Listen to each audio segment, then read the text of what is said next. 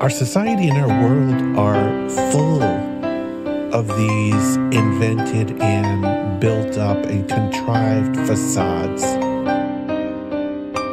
And sometimes some people come along with a hammer and smash that facade.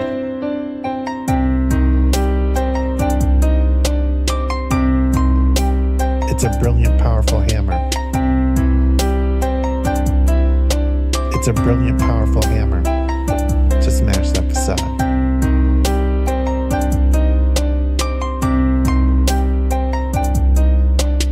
It's a brilliant, powerful hammer to smash that facade.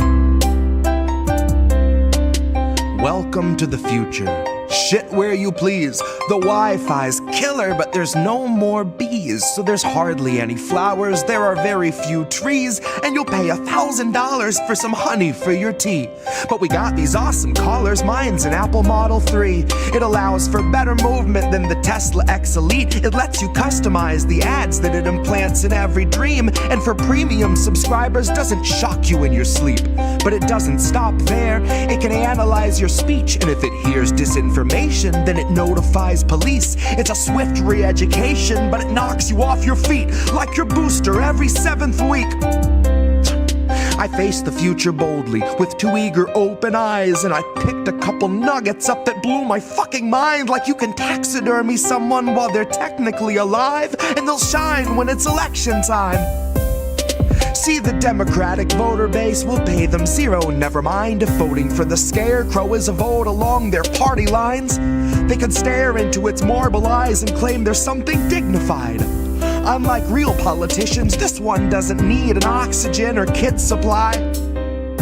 But its function is the same as those who came before. The goals are never misaligned. It still spends all its working time performing pre-recorded fleecing sessions where it sugarcoats your slow and hungry genocide, while pouring billions into Nazi coffers, all the while selling you the story that we're moments till the MiGs arrive. So fuck it, ask Zelensky if he'll help replace our leaded pipes. Watch a fleet of Penske's show, stacks of bills in every size. Guess it only took a black sun and a couple Heils. Honorary goose step and some Nazi boots a quarter mile, all while Biden sneers his sordid smile. I don't know what was in this morning's vial, but it makes him stare 1,000 yards through all the prompters and the cards like he can smell the nearest child. His eyes are wide and wild, wider than the grave in which another 1,000 families were tossed in as I typed until they rose up to the sky unceremoniously piled. Which sort of flies right in the face of all this network ticker tape where the American economy has superhuman vitals. And sometimes some people come along with a hammer. See, I like to think my trial's gonna play like a recital. I'll denounce the world around me and accuse the most entitled, who weaponize their titles, whose pull is something title, who'd starve us all to death to best delight their blighted idol. So they might destroy the record, and I will never get to vinyl. So my word is not immortal, but it's final. It's a brilliant, powerful hammer.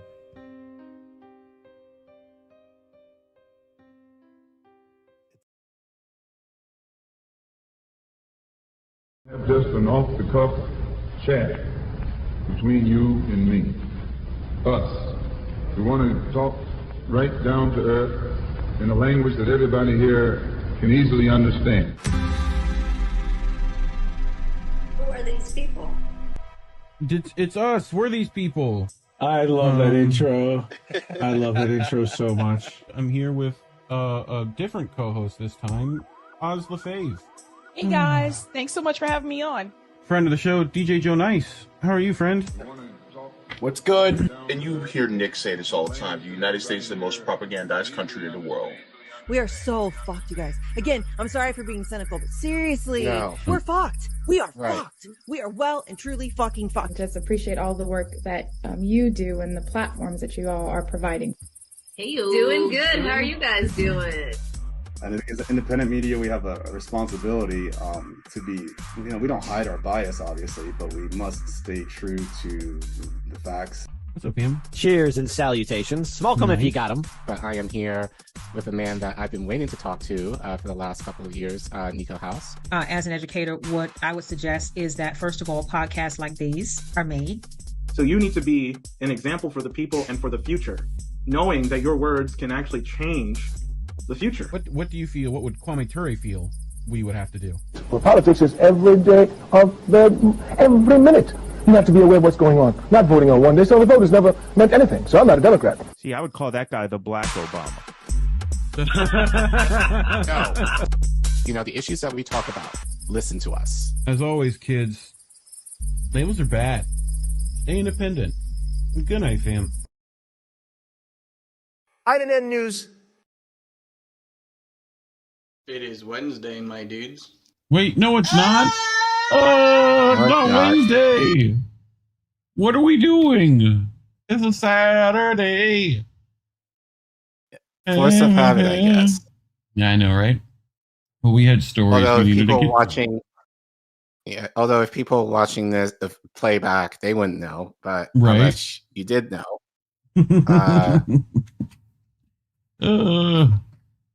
It is not Wednesday. We're supposed to do a show anyways. Wednesday. Things happened. People get sick and whatnot.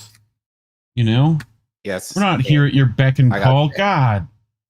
We got lives Huh? and shit. We got lives and shit, people. We got to do other things and whatnot. I'm sorry.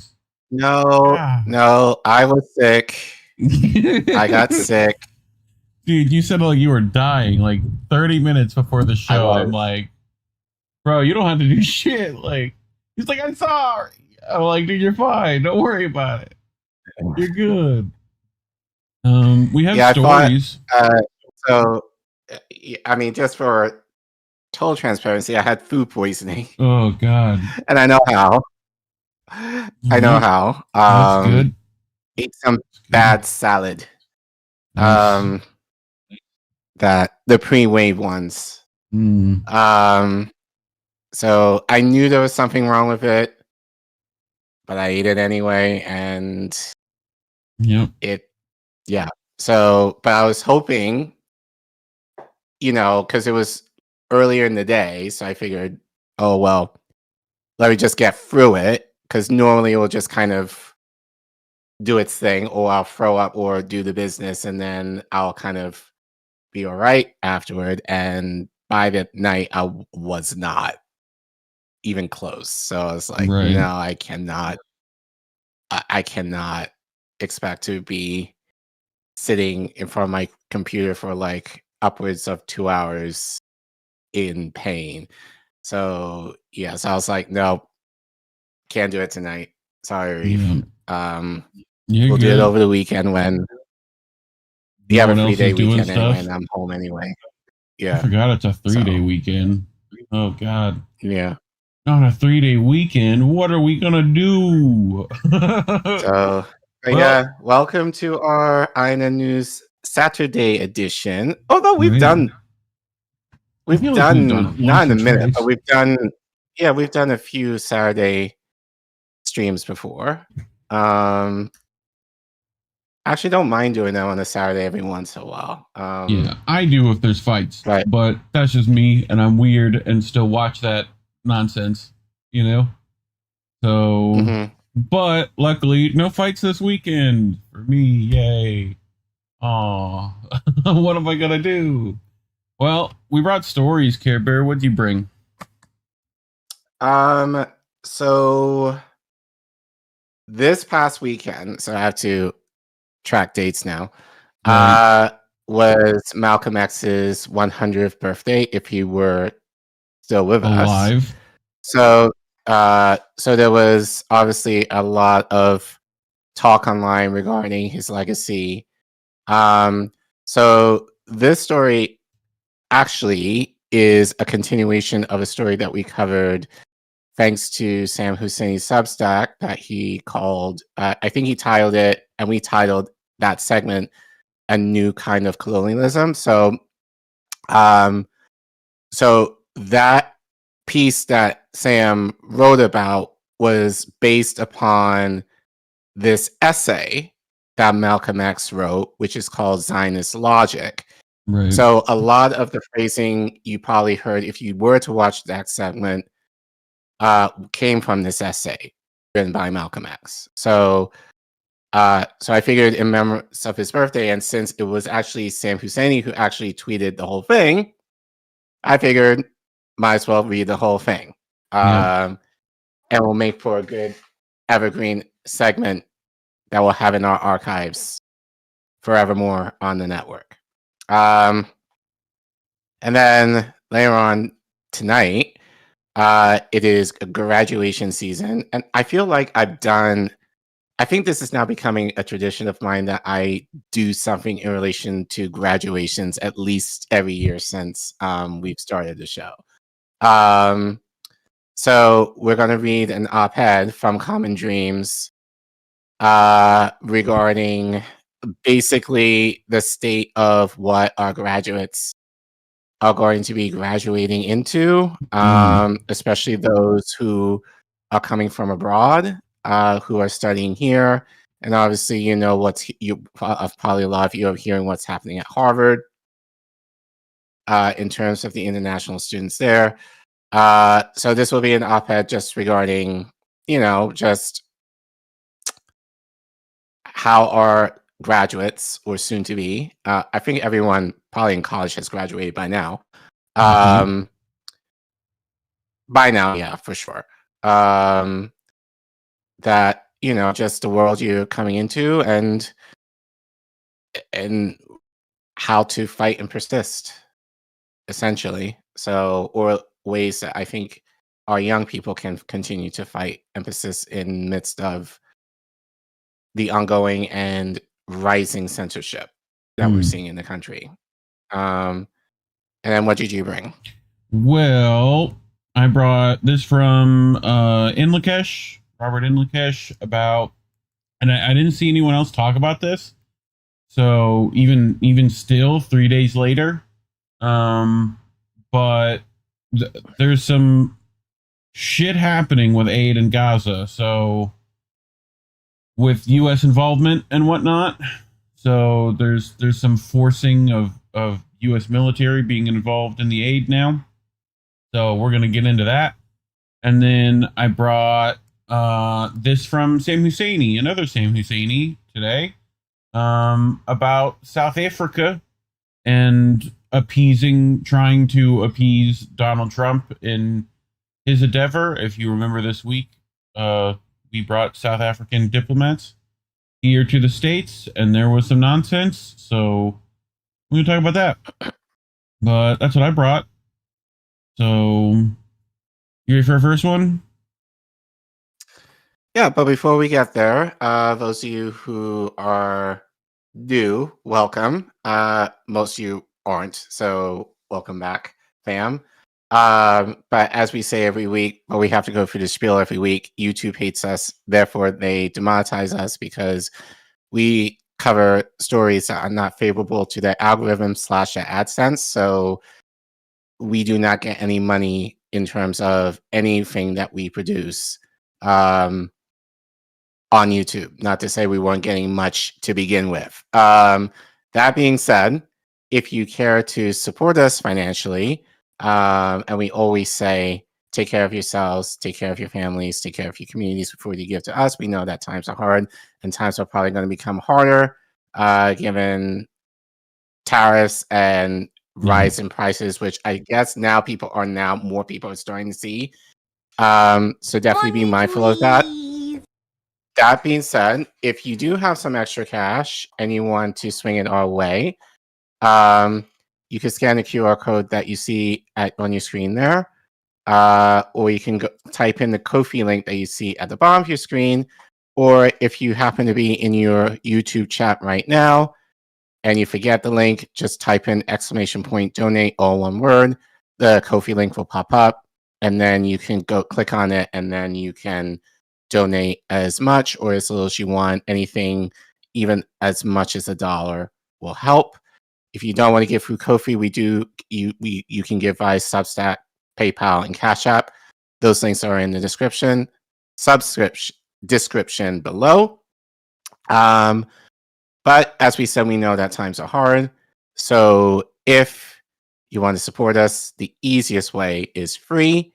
And as Reef is showing you, thank you to all of our subscribers and fam who have given it to us at any point over the last 3 years. So anytime you give, you'll make it on our wall, though I feel like we need to update this wall. Eventually, I'm going to have to make a couple of walls, Probably. So, and anyone highlighted is our top donors within the channel. So we'll connect with you, hopefully, or connect with us. You can DM us. You will get a soundbite, or you can request a soundbite to put on the soundboard. I know Natalie's going to do Natalie still, but yeah, But just as our way of saying thank you to your generous support. Thanks, Obama. As we, free way to support us, like, share, subscribe, do all the things that every YouTube person says. Yeah. We are trying to get to 3K. Do it. Can we try and get to 3K by tomorrow? Hell, maybe by the end of the summer, perhaps. I don't know. We're at 2,500 or getting there. I think we're about 80 away from 2,500. It is possible to get to 3,000 by the end of the summer if enough people are watching and subscribing. So, but help us out so that maybe the algorithm might favor us with, pushing our content. Who knows? But at minimum, at least more people will be able to see our content. But thanks, fam. We appreciate you. And we love you. All right. To our first one, Boy Wonder. All right. So let's get right into it because it's Saturday. I do have things to do. So as I said, this is somewhat of a part two. So maybe about a couple of months I think in January, you can find that clip in our playlist. We did a segment called A New Kind of Colonialism.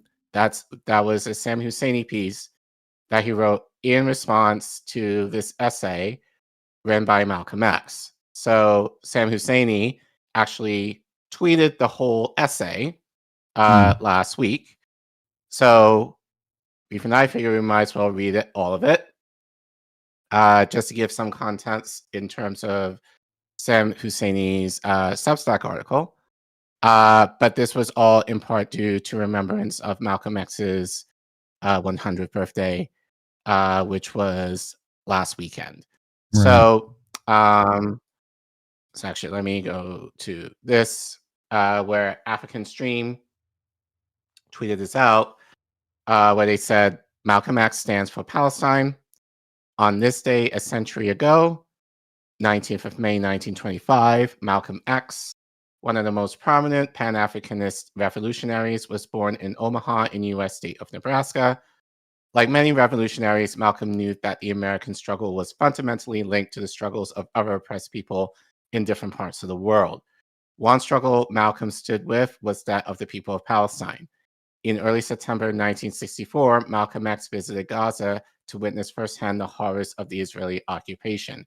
During the trip, he visited the Khan Yunis refugee camp, which housed displaced Palestinians, which deepened his appreciation of the suffering of the Palestinian people.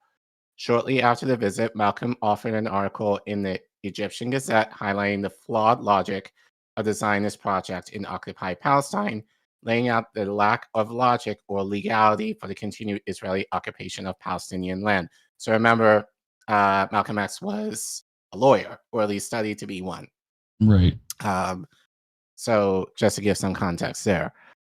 He also raised that the state of Israel also threatens African sovereignty. Though the article is now more than 60 years old, his arguments remain relevant today, especially as Tel Aviv wraps up its brutal onslaught against Palestinians in Gaza. Rest in power, Malcolm X. So you can play the clip And they decided that it would be wise to establish a separate state in Israel. And all of the world powers got together, the white world powers, I should say, got together and helped all of these white Jews to establish a separate state in the heart of dark-skinned people's territory. Malcolm X was an ardent defender of Palestinian liberation and a serious critic of Zionism. In 1964, Malcolm X visited the communist refugee camp in Gaza. In Gaza, Malcolm met Palestinian chief Muhammad Khulusi Besesso. He also met Palestinian poet Harun Hashim Rashid, as well as Ahmad al-Shakim of the newly founded Palestinian Liberation Organization. On September 17th, he published the article Zionist Logic in the Egyptian Gazette.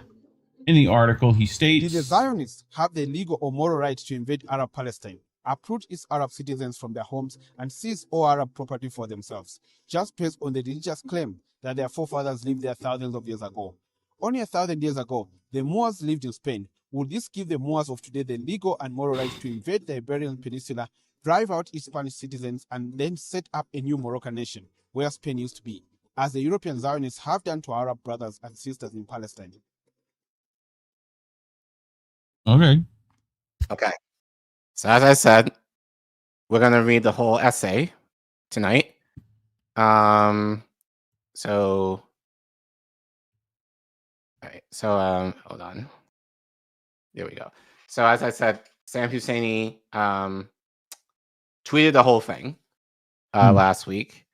So he tweeted, Malcolm X was born 100 years ago today.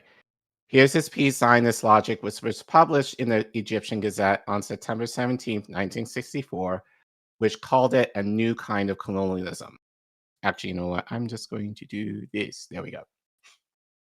The Zionist armies that now occupy Palestine claim their ancient Jewish prophets predicted that in the last days of this world, their own God would raise them up a Messiah who would lead them to their promised land, and they would set up their own divine government in this newly gained land. This divine government would enable them to rule all other nations with a rod of iron. If the Israeli Zionists believe their present occupation of Arab Palestine is the fulfillment of predictions made by their Jewish prophets, then they also religiously believe that Israel must fulfill its divine mission to rule all other nations with a rod of irons, which only means a different form of iron-like rule, more firmly entrenched even than that of the former European colonial powers. These Israeli Zionists religiously believe their Jewish God has chosen them to replace the outdated European colonialism with a new form of colonialism, so well disguised that it will enable them to deceive the African masses into submitting willfully to their divine authority and guidance, without the African masses being aware that they're still being colonized. The Israeli Zionists are convinced they have successfully camouflaged their new kind of colonialism. Their colonialism appears to be more benevolent, more philanthropic, a system in which they rule simply by getting their potential victims to accept their friendly offers of economic aid, quote unquote, and other tempting gifts that they dangle in front of the newly independent African nations whose economies are experiencing great difficulties. During the 19th century, when the masses here in Africa were largely illiterate, it was easy for European imperialists to rule them with force and fear. But in this present era of enlightenment, the African masses are awakening, and it is impossible to hold them in check now with the antiquated methods of the 19th century. The imperialists, therefore, have been compelled to devise new methods. Since they can no longer force or frighten the masses into submission, they must devise modern methods that will enable them to maneuver the African masses into willing submission. The modern 20th century weapon of neo-imperialism is dollarism. The Zionists have mastered the science of dollarism, the ability to come posing as a friend and benefactor, bearing gifts and all other forms of economic aid and offers of technical assistance. Thus, the power and influence of Zionist Israel in many of the newly independent African countries has fast become even more unshakable than that of the 18th century European colonialists, and this new kind of Zionist colonialism differs only in form and method, but never in motive or objective. At the close of the 19th century, when European imperialists wisely foresaw that the awakening masses of Africa would not submit to their old method of ruling through force and fears, these ever-scheming imperialists had to create a new weapon and to find a new base for that weapon. The number one weapon of 20th century imperialism is Zionist dollarism, and one of the main bases for this weapon is Zionist Israel. The ever-scheming European imperialists wisely placed Israel where she could geographically divide the Arab world, infiltrate and sow the seed of dissension among African leaders, and also divide the Africans against the Asians. Zionist Israel's occupation of Arab Palestine has forced the Arab world to waste billions of precious dollars on armaments, making it impossible for these newly independent Arab nations to concentrate on strengthening the economies of their countries and elevate the living standard of their people.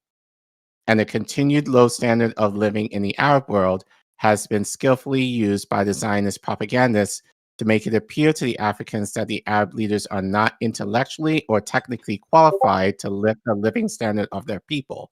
Thus, they're indirectly inducing Africans to turn away from Arabs and towards the Israelis for teachers and technical assistance.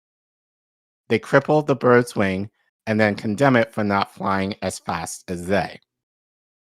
The imperialists also always make themselves look good, but it's only because they are competing against economically crippled, newly independent countries whose economies are actually crippled by a Zionist capitalist conspiracy. They can't stand against fair competition, thus they dread Gamal Abdel Nasser's call for Arab-African unity under socialism. If the religious claim of the Zionists is true, that they were to be led by the promised land by their Messiah, and Israel's present occupation of Arab Palestine is the fulfillment of that prophecy, where is their Messiah whom their prophets said would get the credit for leading them there? It was Ralph Bunche who negotiated the Zionists into possession of occupied Palestine. Is Ralph Bunche the Messiah of Zionism? If Ralph Bunche is not their Messiah, and their Messiah has not yet come, then what are they doing in Palestine ahead of their Messiah?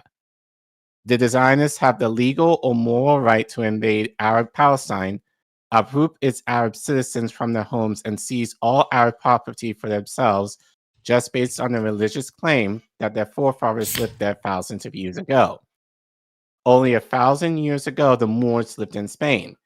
Would this give the Moors of today the legal and moral right to invade the Iberian Peninsula, drive out its Spanish citizens, and then set up a new Moroccan nation where Spain used to be, as the European Zionists have done to our Arab brothers and sisters in Palestine?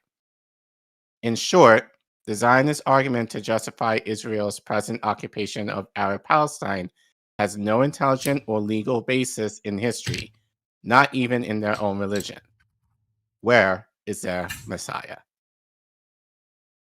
I would argue probably Bibi might think of himself as that. Yeah. Or anyone within the Israeli Knesset. But yeah, so Malcolm X wrote that 40 years ago. Right. Any thoughts? I don't know, and I might be confusing what Messianic Judaism means, right? Basically, Jews for Jesus. Okay. Got it. That they still think he's some form of Messiah, right? Mm-hmm. Okay. Right. I didn't know if it was like, I assumed it was like they believe there might be a Messiah. And, you know, but I know that there's some like, the Zionists don't mesh well with that, if I remember correctly. Mm-hmm. Right. But yeah, I mean, sounds very familiar. His entire speech, I find it interesting. He talked about the economic aid to Africa. You know, we're seeing that a lot from other countries, are we not? You know? Yes. So that's still one of the ways they try to manipulate that entire continent. But yeah, I mean, This has been happening since what? When was this written? 74? Something 64. like that? 64? Yeah. I mean, we've been known. So, but would be nice if someone would do something about it. You know? What? And just as an aside, just for those who may not know, so we talked about Ralph Bunche before, a few segments ago, probably within that segment, a new kind of colonialism, probably. But just for Ralph Bunche was the first African American, though I believe he was mixed race, to be awarded the Nobel Peace Prize for arranging a ceasefire during the first Arab-Israeli war. So that's who Malcolm X was talking about. So obviously, you know, that, you know, you can argue like a black man kind of negotiating essentially away the rights of Palestinians back then can be looked now as kind of a little who was the one controversial who now raised her hand? U.S. veto. What was that lady? That is Greenfield. Right. Very similar. Greenfield. Yeah. Like. Yep. Position there. Yeah. History we are doomed to repeat. It seems. Yeah, which we sadly we are repeating, and you know, just given it, you know, again, this was written over 40 years ago, but it feels like something we could have reported on last week. You know, just in terms of the amount of reporting that we've done on Palestine, the idea that we talk extensively about Khan Yunis, and like now it's basically a death zone. And a lot of lives, especially, were lost at Khan Yunis over the last year and change. Yeah. So I think it's the idea of what we don't know or choose not to know, or what the media is not going to necessarily tell you. But then by extension, you know, we've also reported how Israel has kind of infiltrated African countries, siding with them, as Malcolm X said, you know, by giving them things that they need. Well, but then like they exploit from the to give to the West. But they will give like technical and, you know, economic favors as a favor to win them over the side. And especially given a lot of these African countries, not all of them, but many of them have a Christian worldview, which you can thank Christian missionaries into that. They're going to look at Israel a little more favorably. And unfortunately, especially in a lot of these churches, they're not going to look at Israel or the history with a more critical eye. It's just the idea like, oh, this is the place where Jesus was, you know, where their religion started and all that kind of stuff. So that's kind of where a lot of that favor kind of stems from more of a religious standpoint, I would say, mostly, versus, and then the economic would be kind of the cherry on top. Secondary, But but it's still, I believe, in my opinion, I'm just saying that I think it's a lot based on the religious aspect. Well, it's like and we talked about that they have. Was it Subuntu? What's her name? The ICJ judge. Yes. I forget her name fully, but like we talked about how hers fire and brimstone classic like Christian Zionism, you know. So right, and like end times mythology and whatnot with her. So I'm sure that's a similar story across Africa, but sure. Yep. Funny how it all comes together. But yeah. But regardless, thank you, Malcolm X. Thank you for your words. Hopefully people will pay more attention to you now, as we're kind of repeating a lot of the same stuff that you talked about 40 years ago. But yeah. only time will tell. I'm with you. So, and they haven't been listening yet. Talking about right, and this is why stories like these is what makes us demonetized. So if you want to support us, feel free to scan the QR code that you see on your screen or type in the Ko-fi link that you see at the bottom of your screen. If you're in the YouTube chat, feel free to type in !donate, all one word, and the link will pop up. And you can go to the Ko-fi link right from there and give as much or as little as you want. Anything as little as $1 will help us, to just to be transparent, to help us offset the cost of all the programs that we use in order to make shows on INN happen. Any extra money we want to support helping our colleagues on the network upgrade their tech to be able to continue to make quality content for the network. If you're not able to give financially, the best way, and probably the best way, the free method, is to like and subscribe to our channel.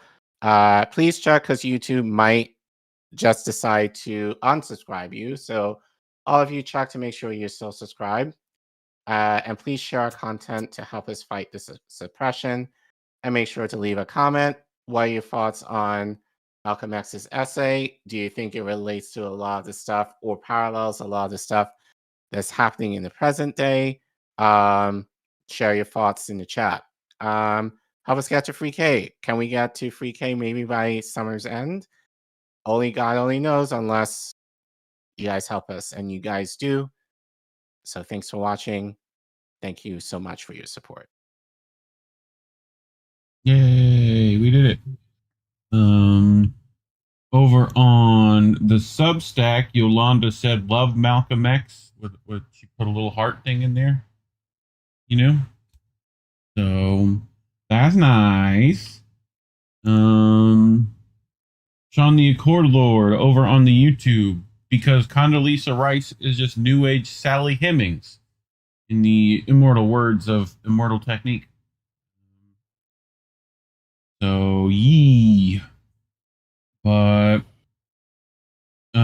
people were saying happy birthday, Shanda. I do believe Beauty and the Boomer is going to have something tonight, so y'all are welcome to go check that out and wish people happy birthdays and whatnot.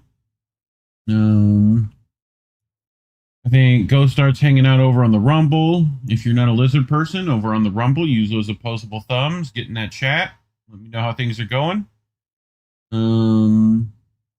So Stephanie appreciating Colin's chin beard. You're welcome, Care Bear. I know you worked hard on that. But all right, let's get to our next one. So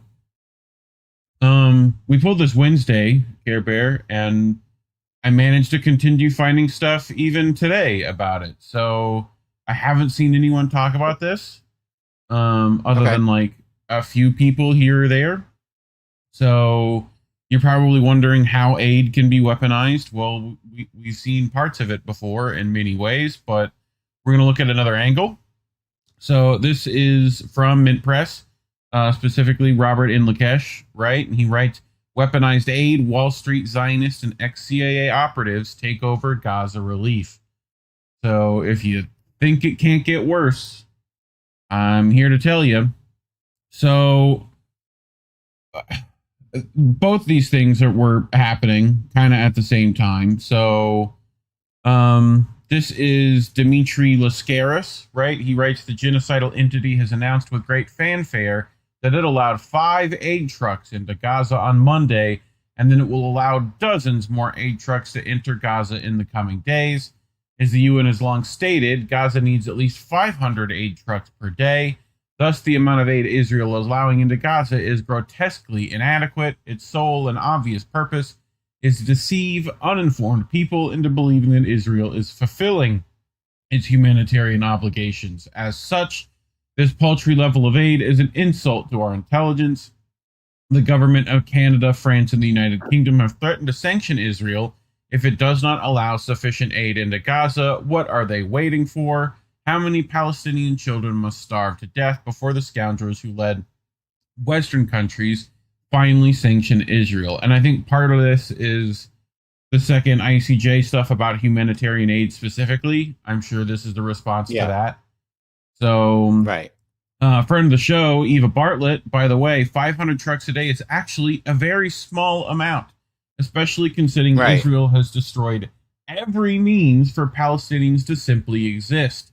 Keeping in mind that Palestinians not only desperately need food, but clean drinking water, medicines, and everything medical to deal with Israeli-created health crises.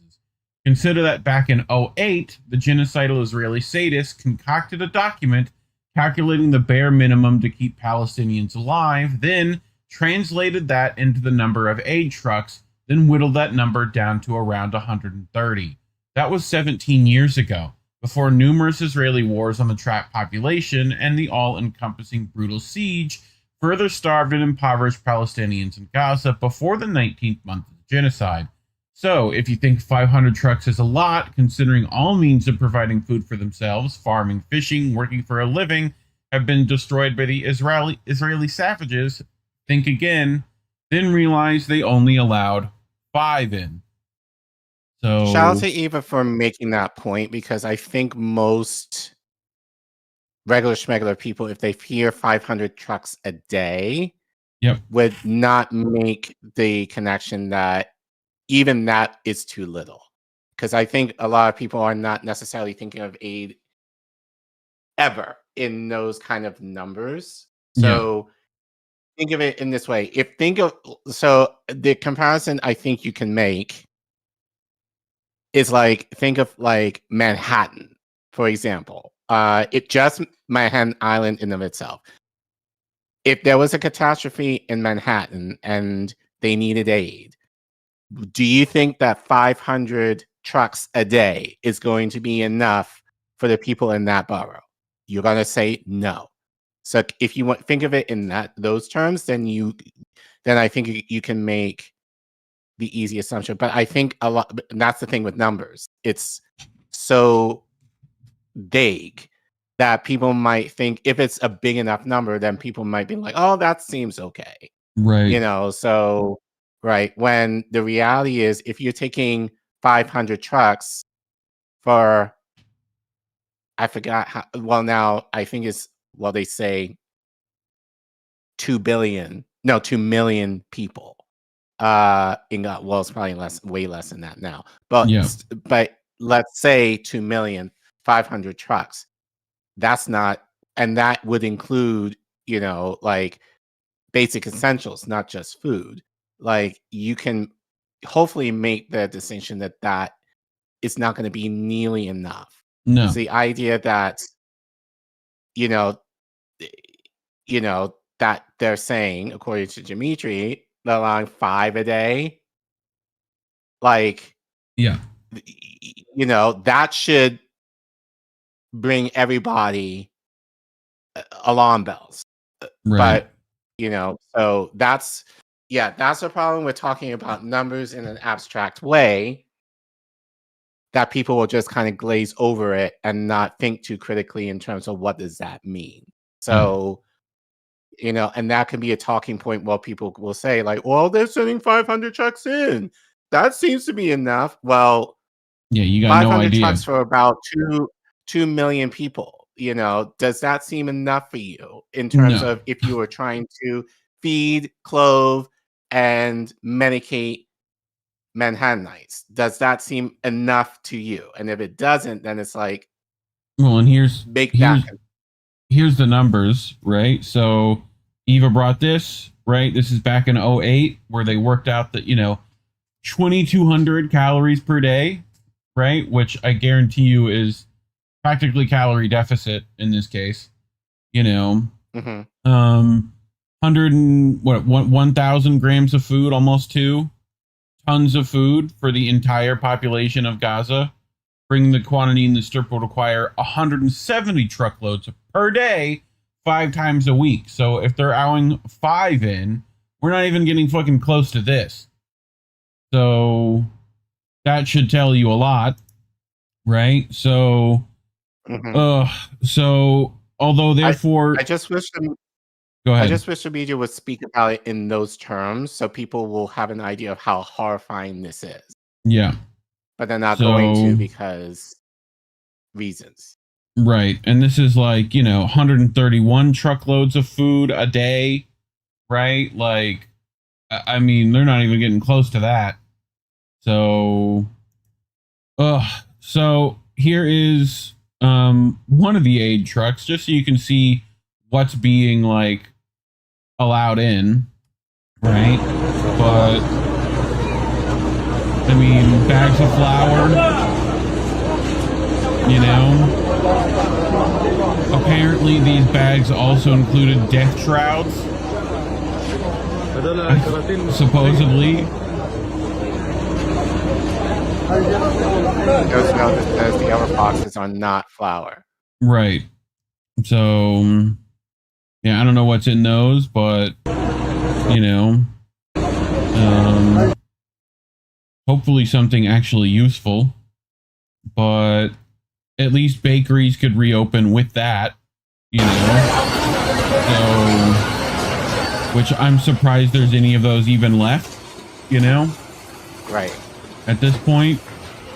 Like, but we're gonna get into why this might not be like there's some fuck shit happening for sure, but nice to see bread being made again, but Inlakesh writes, with over 500,000 people in Gaza on the brink of starvation and aid groups warning of an imminent famine, which I would imagine is already the case, Israel has agreed to allow a token number of relief trucks into the besieged enclave. But what's entering Gaza now isn't humanitarian aid, it's a Trojan horse. A new U.S.-backed private aid scheme staffed by former CIA operatives, ex-Marines, and mercenaries tied to Israeli intelligence and Wall Street elites has been deployed in Gaza under the guise of relief. The project is led by a shady NGO registered in Switzerland just months ago, and human rights groups are calling it what it is, a hostile corporate takeover of the aid sector, designed to militarize relief, displace civilians, and profit from Gaza's agony. At the heart of this scheme is the Gaza Humanitarian Foundation, a nonprofit created in February and backed by Israeli authorities. Despite Gaza requiring a minimum of 500 aid trucks per day to meet basic survival needs, the Israeli military allowed just 1% of that to enter this week. GHF, which now controls the operation, was launched by individuals with no background in humanitarian work. David Papazian, formerly with the American National Interest Funds, Samuel Marcel Henderson, and David Kohler, CEO of Kohler Corporation. They are corporate executives, not aid workers. According to a leaked internal proposal circulated in May, GHF plans to establish 4 secure distribution sites in Gaza capable of feeding just a fraction of the population, 300,000 people, while giving the Israeli military and its contractors full operational oversight. The privatized model was fast-tracked with Israeli cabinet approval and immediately condemned by Amnesty International's Swiss branch, which called it an attempt to militarize the distribution of humanitarian aid and warned that the planned distribution sites resembled Israel's safe zone blueprint for ethnic cleansing. Jens Laerk, spokesperson for the United Nations Office for the Coordination of Humanitarian Affairs, said GHF threatened the UN with expulsion if it refused to cooperate. They're coming to take over, weaponizing aid, Laerk told reporters in Geneva. A U.S. government source speaking to France 24 called the project very much an Israeli idea, adding that it was less secure and deadlier than the Biden administration's failed floating aid pier, a costly boondoggle openly used to support an Israeli military operation that slaughtered nearly 300 Palestinian civilians, as the Navy would call a clusterfuck. That's what I would call it. It ain't no boondoggle. GHF's newly appointed executive director is Jake Wood, former jarhead, sniper turned disaster entrepreneur. After tours in Iraq and Afghanistan, Wood founded Team Rubicon, an NGO that made its name in Haiti following the 2010 earthquake. I wonder if there's connections to the Clintons in Team Rubicon, Collin. I wonder. But Team Rubicon is no ordinary aid group, but is closely partnered with guess who, Care Bear? Palantir Technologies, a CIA-backed data surveillance firm that equips the Israeli military with advanced targeting capabilities. Thanks, Peter Thiel. Its board includes former CIA Director David Petraeus and financial backers from Goldman Sachs. Former presidents George Bush and Bill Clinton have publicly endorsed the work. The GHF proposal reveals plans to work with both Truist Bank and JP Morgan Chase and suggests Goldman Sachs is facilitating the organization's financial infrastructure. As for security, GHF is outsourcing protection of its aid zones to U.S.-backed private military firms, some of which have direct ties to Israeli Strategic Affairs Minister Ron Dermer. 2 firms are already confirmed. Thoughts, Care Bear? I'm noticing a lot, and I know you don't like AOC of any at all, but I noted, and I'm actually looking for it. I noticed this week she tweeted. Actually, I want to actually read it because I want to make sure I get her language right. Because I don't want to say some nonsense. Yes, but I want to that's the thing of having 2. Right. I remember. I guess it's her Congress one. Doing this in real time, folks. Oh wait, did I forget it? You got it? Cool. Yeah. So on her Congress Twitter, so she put out a memo on 3 days ago, which she titles Ocasio-Cortez Statement on the Worsening Humanitarian Crisis in Gaza. So remember how there was a lot of issues with her not saying genocide, and actually she got called out for not saying genocide. Well, I guess now she's going back to calling it a humanitarian crisis. So, but let me read what she says here. Israel's blockade of food and humanitarian assistance to Gaza is in violation of international law. Another 14,000 babies face severe malnutrition if the Israeli government does not reverse its course.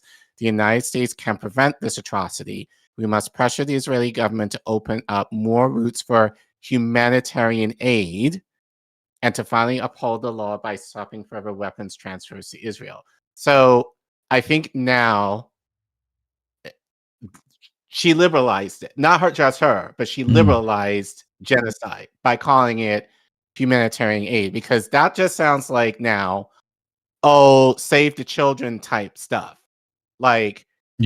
Sending some $5 a month to help one child type stuff. There's always the macro and then there's the micro. So the idea that, they're trying to remove the word genocide because that has more severe consequences and make it humanitarian aid because that gives the cover of, we're actually trying to try and help them, but we don't have to tell you in what way and how much or whatever else. So they're putting the bureaucracy around. You look under the page, you look under the first cover of everything, and it's, Goldman Sachs and Palantir and, the fucking Rubicon group. So they're bureaucratizing this, essentially, which is disgusting. But then it's just the idea you're trying to nullify genocide. You're trying to remove genocide from everyone's vocabulary so that people do not take it. Hopefully people just do not take it as seriously as they would. Not to say humanitarian aid isn't as much serious, but it kind of lessens the thing, so to speak, of not calling it a genocide. So yeah. Here's Go the ahead. even more disgusting bit. So this I found today, right? This is Rabbi David Mevazer. Moments ago, all charities in Gaza were told that if we did not allow armed American mercenaries to take over all aid and to photograph, fingerprint, and take retinal scans of every single person receiving aid from us, that we can no longer receive or distribute any more aid. So this is they're putting the screw to this. Like, you know, all that donating online to whatever you want ain't happening. So this is now going through CIA and all sorts of stuff. So here's another one. One, Safe Reach Solutions, ran by Philip F. Riley, former CIA paramilitary chief, who also worked for Constellus, the rebranded face of Blackwater. While Eric Prince, Blackwater's notorious founder, has not been directly linked to GHF, his newer mercenary form, Reflex Responses, was previously proposed to secure Gaza's Rafah crossing. The second firm, UG Solutions, hired approximately 100 former Special Forces soldiers earlier this year to perform vehicle inspections in Gaza. They were reportedly paid $1,000 per day with a $10,000 upfront bonus. UG Solutions is headed by James Khan Govani, a former special ops operative and co-founder of the Sentinel Foundation. These contractors were also reportedly involved in staffing the Netzarim corridor, a road that bisects Gaza during a recent ceasefire. Their presence on the ground and the opacity around their funding marks a new phase in the U.S. and Israeli campaign to dominate Gaza not just by bombs, but through control of the most basic elements of life: food, water, and movement. Even Israel's closest regional ally, the UAE, has refused to participate in the project, likely due to the plan's political toxicity. This scheme doesn't exist in a vacuum. For years, the US and Israel have worked to undermine UNRWA, the UN's primary aid agency in Palestine. The Biden administration froze its funding, while Israel moved to outlaw the agency entirely. In the vacuum, GHF and its army of private contractors have emerged, not to serve Palestinians, but to manage their displacement more efficiently. While American taxpayer dollars flowing into the hands of former intelligence agents, global financiers, and mercenaries, the Gaza Humanitarian Foundation represents the convergence of Silicon Valley surveillance, Wall Street speculation, and Zionist military objectives. So, here's MintPress. Israeli murders the head of the Palestinian Relief Office in Gaza amidst their conspiracy to privatize aid. The Israeli military assassinated Ahmad Mansour as part of an ongoing campaign to exterminate heads of society organizations and relief efforts in Gaza. And I think I saw recently another woman that was involved with, relief and aid also got murdered. So this is the kind of stuff we're dealing with. They're trying to take over this entire wing of aid. So, which I found this funny at least. So Eva Bartlett, I won't engage directly with Zionist trolls. However, one such moron asks, why is it Israel's responsibility to feed Palestinians? I'd say, are you fucking joking me? But we know they aren't joking. They're that mentally depraved. Israel controls Gaza's entry and exit points, as well as the sea, doesn't allow Palestinians to export severely, as in almost nothing prior to the genocide, prevents imports, guns down Palestinian farmers and fishers, steals fishing boats and equipment, destroys wells and cisterns in the agricultural areas, making it near impossible for farmers to irrigate their land if they can access it without an Israeli sniper shooting them dead or maiming them. If farmers overcome all of these obstacles, the Israeli sadists burn their crops, bulldoze their farmland, and to unusable swaths of churned up earth. How the hell are people supposed to survive then? By the way, in my experience, Palestinians don't want to be reliant on aid, but when every fucking option for survival is deliberately obliterated, then what choice do they have? Closing thoughts, Care Bear? Yeah, I mean, it makes sense that no one's going to talk about this because, like I said, it's still it, it's still the idea that most people believe that we're hearing or like 500 trucks coming in a day. So I think most people are again glaring over the numbers. And someone in the chat said this. Let me just see if I can go back.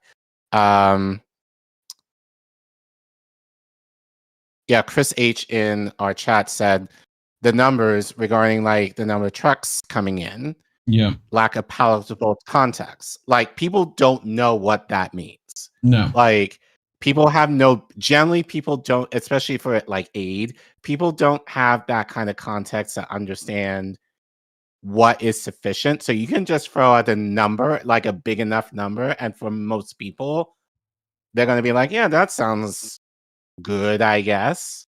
Yeah. So yeah, it's not going to get talked about a lot because, you know, people don't have that kind of connection to what that means. But, you know, as you said, you know, some of that aid is not aid. You know, I would argue most of it is not aid. It's just and then dummies. When you tie this to what Mirfazer said, that like it's not just their, like any charities now have to go through retinal scans, fingerprints, all that stuff. That's all just to help them make genocide easier. Right. Yeah. Like exactly. You know, so that makes helping the people like this is why they're doing what they're doing. It's all to push them further and further out of the real estate.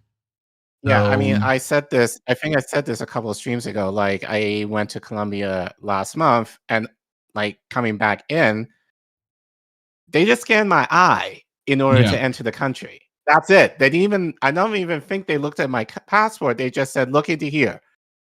Not sure what they popped up, but I'm sure all my like data popped up. So they were, and then they were like, "Okay, you can go." So, you know, they can get anything that they want from you now. From a body part.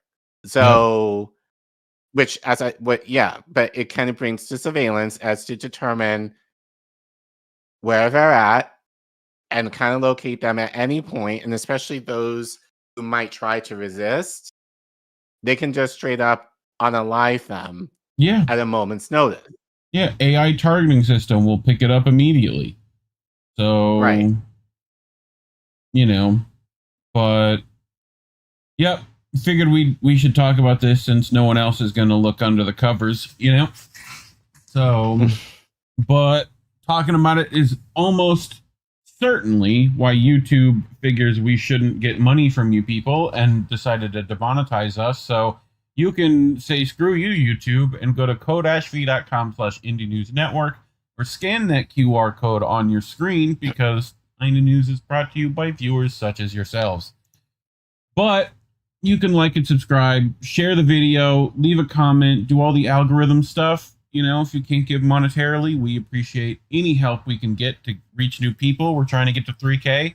We're getting there. We're almost there. Just a little 500 people need to show up.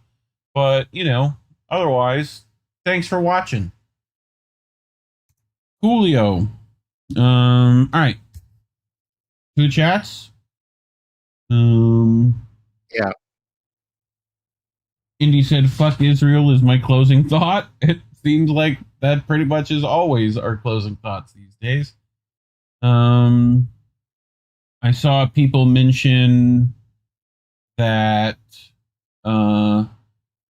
Vicky Adams, 2 of the trucks were full of death shrouds. Like they literally put body bags in those aid trucks, which is just like a really incredibly shitty thing to do. Like, here's some food, and oh, here's some bags to put your dead in. Like, what? Right. Ugh. Steve Gill, food please, IDF. IDF, best we can do is flour bags with body bags inside. Jesus Christ. So, Vicky Adams, they stopped counting calories because they just in the aid altogether. Yep. Steve Gill, a merc, a face, turquoise covering eyes. Mercs are us. That's pretty much what America is, pretty much. Mercenaries for hire. Indy said, I thought it was 5 of the 9 trucks had death shrouds. So that's even worse. Like, but yeah, I mean, it's just ridiculous. Steve Gill talking about battle tested. Yep, we're now going to have battle tested aid coming up. You know? So, but yeah, it's just heartbreaking. But anyway, you ready to get to our next one? Yep. Julio. Here you go. All right. So it's graduation season. Well, actually, it's kind of wrapping up besides high school. Right.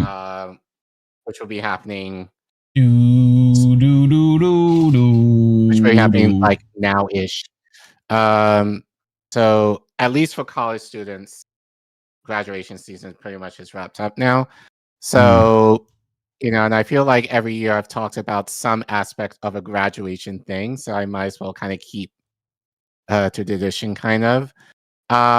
Last year, obviously, there was a lot of protests regarding what's happening. Like, that was basically covering, you know, mainstream media for months. Hasn't really happened so much this year, given the new administration and the crackdowns in terms of protesting on campuses now. But this is an op-ed from, I'm going to get her name wrong, but MS Yves. Beautiful French name. Assume I pronounced it right. So she wrote an op-ed in Common Dreams called A Graduation Message Amid the Trumpian Assault on Higher Education, where she writes, pick up the pieces and imagine the worlds of collective liberation that you have practiced building in classrooms where you've worked across difference, where you learn to turn toward each other rather than away. So she writes, you got it? It is graduation season. Oh, there you go. I got it. You're good. Yep. It is graduation season. Years of relentless work, of late nights spent studying for exams that beat like a drum on our most anxious fears, days spent over desks and keyboards trying to gather up words and put together logical arguments built on existing literature. The world was spinning so fast because these students were spinning it with their dedication, focus, and care. And now they are about to graduate, a huge accomplishment that represents, for many, a celebration to all whose sacrifices made these degrees possible. I teach at John Jay College, a part of City University of New York system. At my college, the majority of students are first-generation college students, the first ones in their family to access higher education. This access requires immense sacrifice from many ancestors, parents, siblings, grandparents. When they walk across that stage to receive their diploma, they are not alone. Each person walking across that stage is followed by a parade of ancestors who glow in this immense, powerful accomplishment that celebrates all of their legacies. For many of my immigrant students, as well as for me, these sacrifices often look like fleeting homes and lands, letting go of the ability to fully express ourselves as we learn a new language, stumbling through years of trying to articulate the depth of our feelings and the texture of our experiences while trying on words that fit awkwardly in our mouths and in our own bodies. The City University of New York stands as a beacon against this darkness. Founded in 1847 as the nation's first free public institution of higher education, CUNY's core mission has always been providing first-rate education to all students, regardless of background or financial means. This beacon represents the best of what American can be, a place where education illuminates paths forward for all people, not just those born into privilege.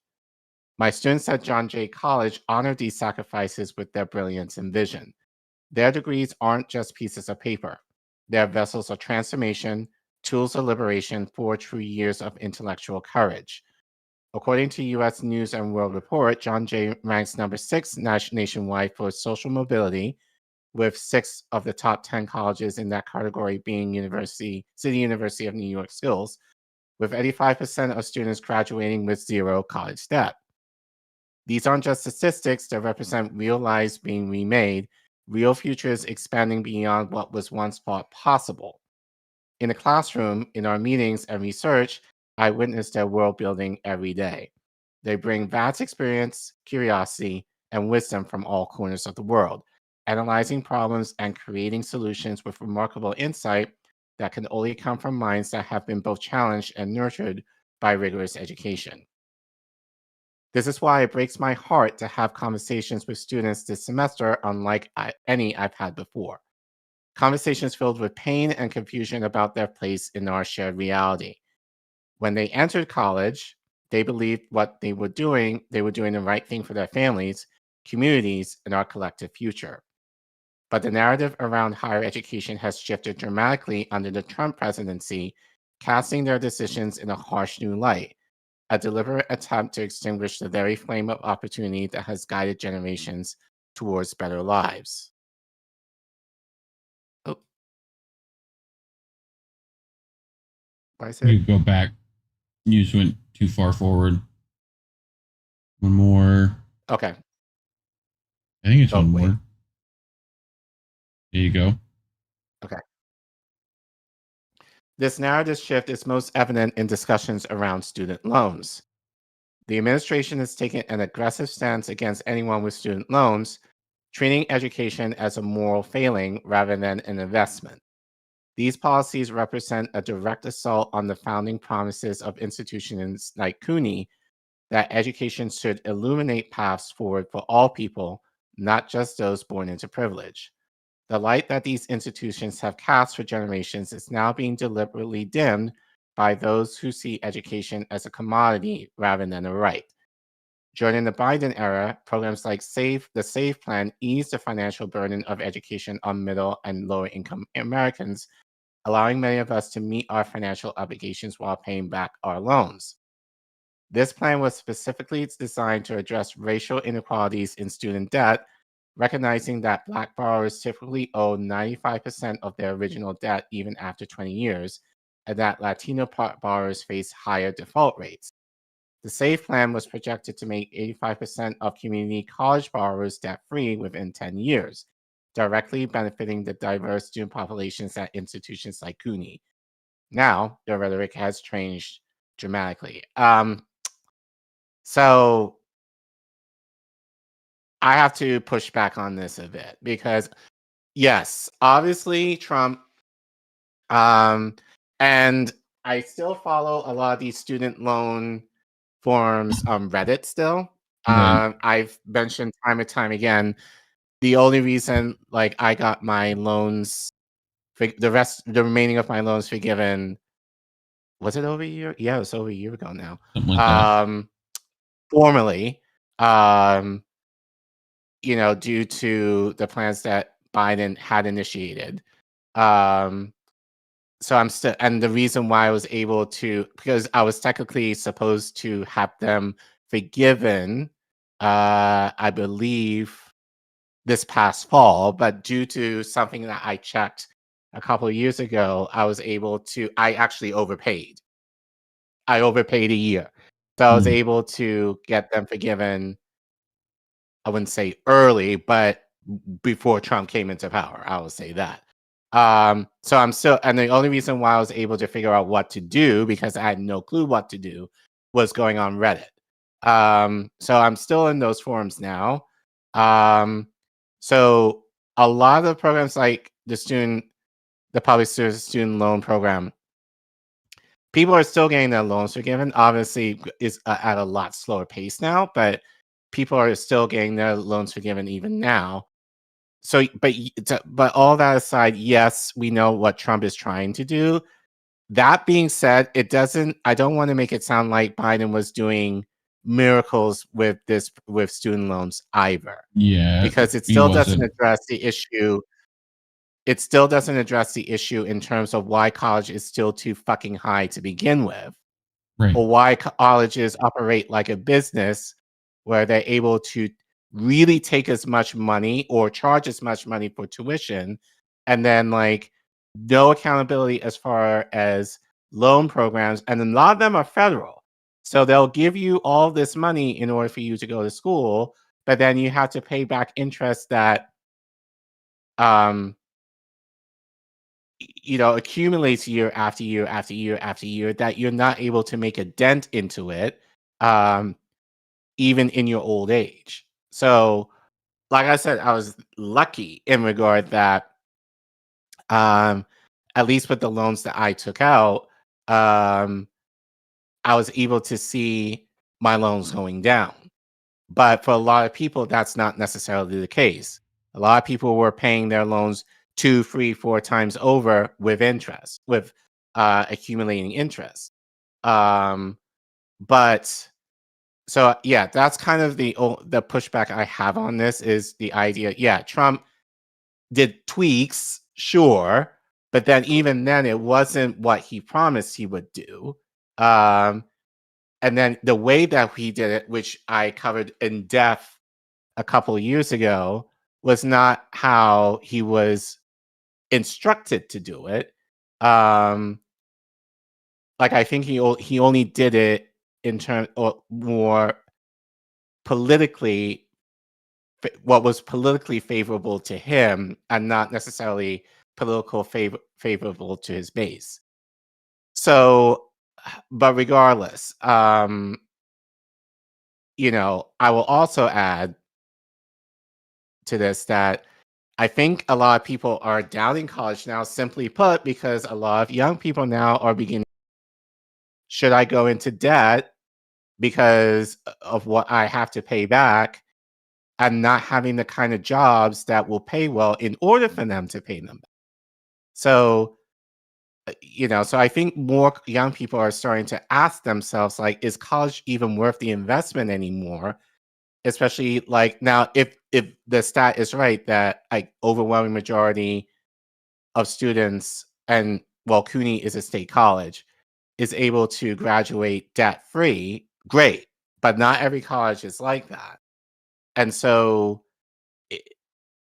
I feel like this is kind of a more nuanced reason as to why students might not like the idea of calling to college, or kind of second guessing going to college. It's not just Trump or student loans. There's a lot more into that, just in terms of the worth of college.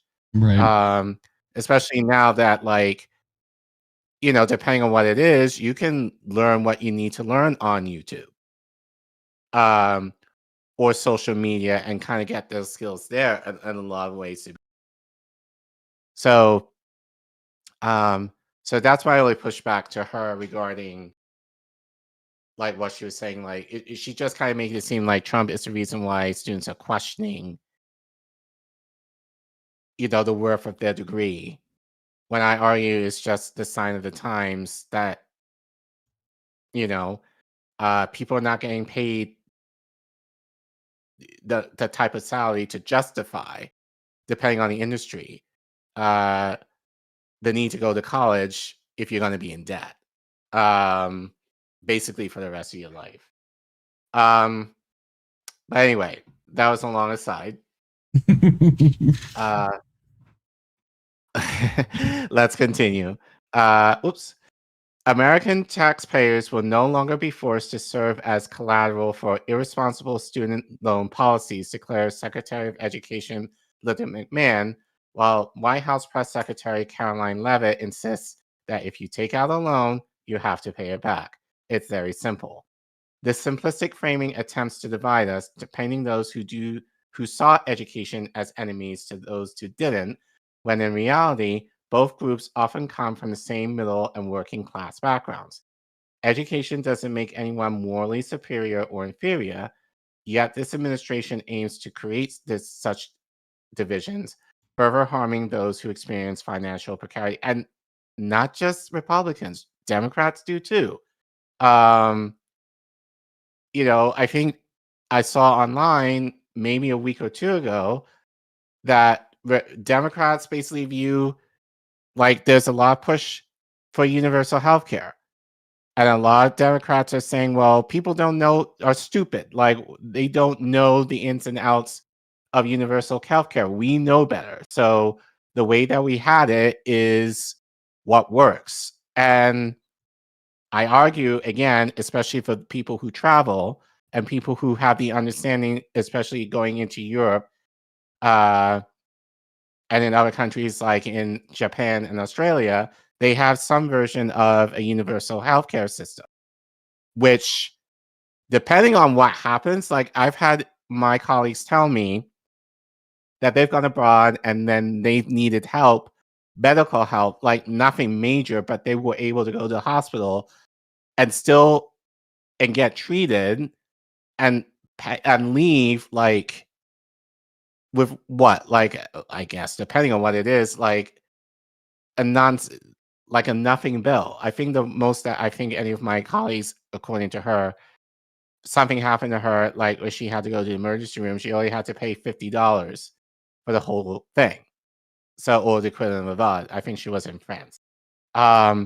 So whereas over here, something happens to you, you have to pray and hope that your insurance company, if you have insurance, is paying most of it.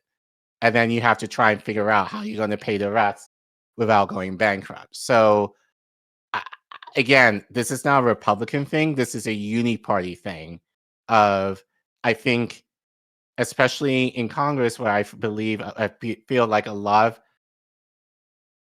Democrats have that air of moral superiority, especially with their education, that they feel that they know better compared to the rest of the country, which is predominantly working class. So it's on both sides, and it's not just exclusive to Republicans.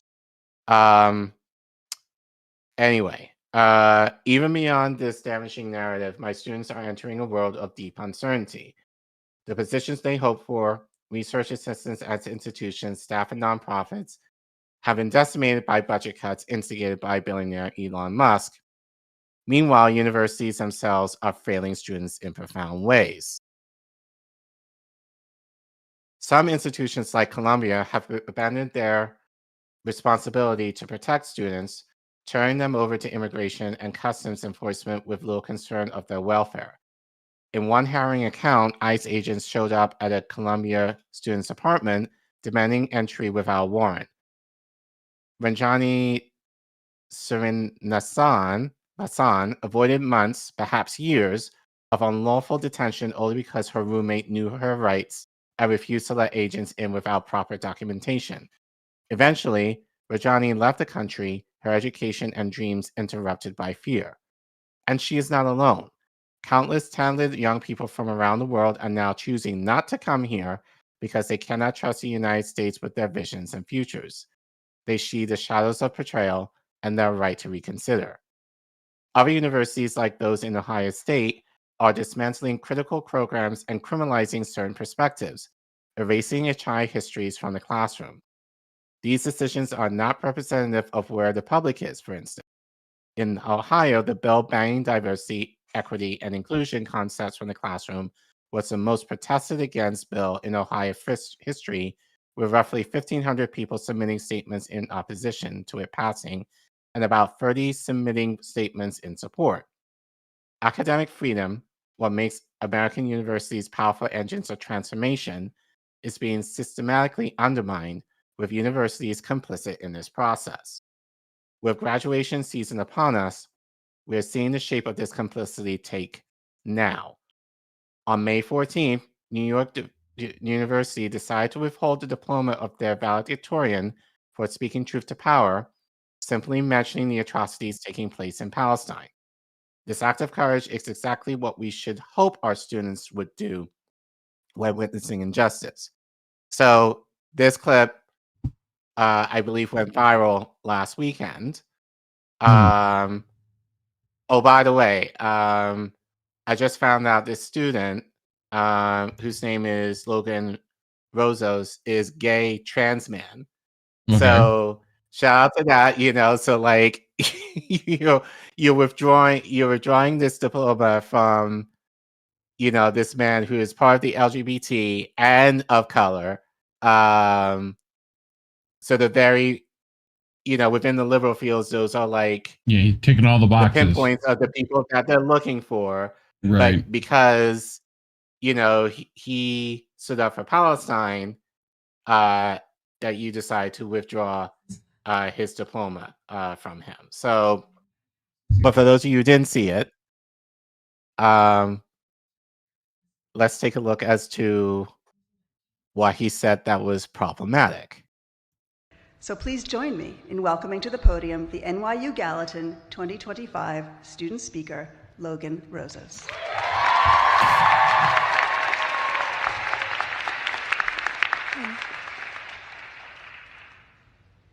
Greetings, Gallatin's faculty and staff, esteemed alumni speaker, fellow graduates, and loved ones. Trying to find my family in the crowd. There they are.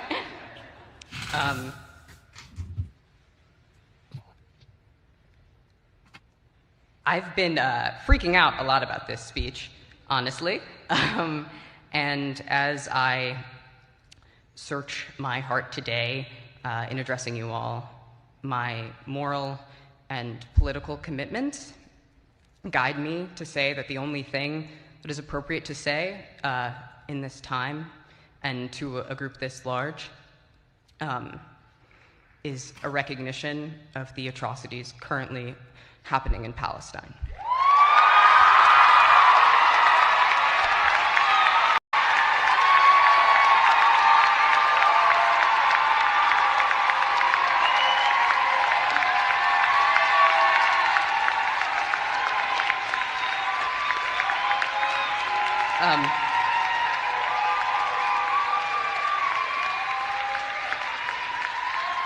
I want to say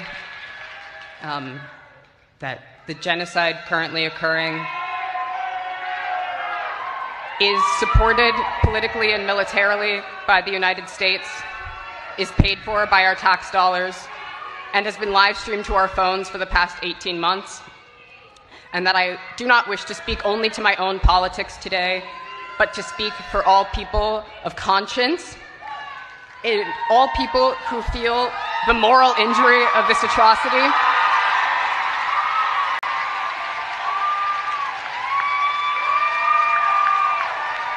And I want to say that I condemn this genocide and complicity in this genocide.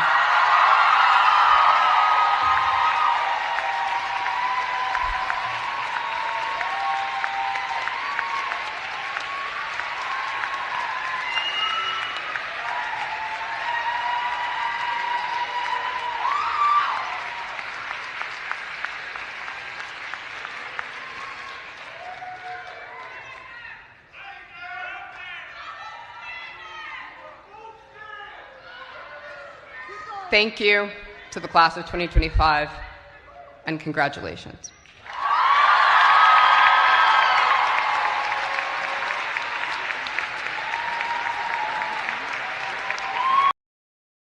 I mean, I'll say this. That I think is a clear example of using your privilege. And privilege, but also using your own turmoil. Again, this guy is trans, gay, and black. So another oppressed people, but using the little privilege that he had on stage to recognize and to uplift another oppressed people on another corner of the world, which again, I think now you could say whatever you want depending on the context, but I think we do not see a lot of examples in our media of people doing. We've seen a lot of young people doing this, but I think he knew, I would like to guess he knew what the stakes were. in saying that, and he said it is like he was struggling with it, but then he eventually said, "I want to do it."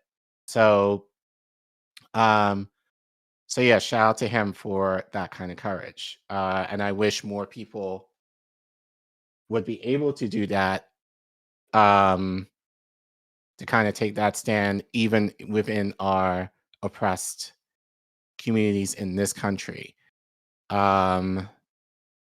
But yeah, what were you going to say, Reef?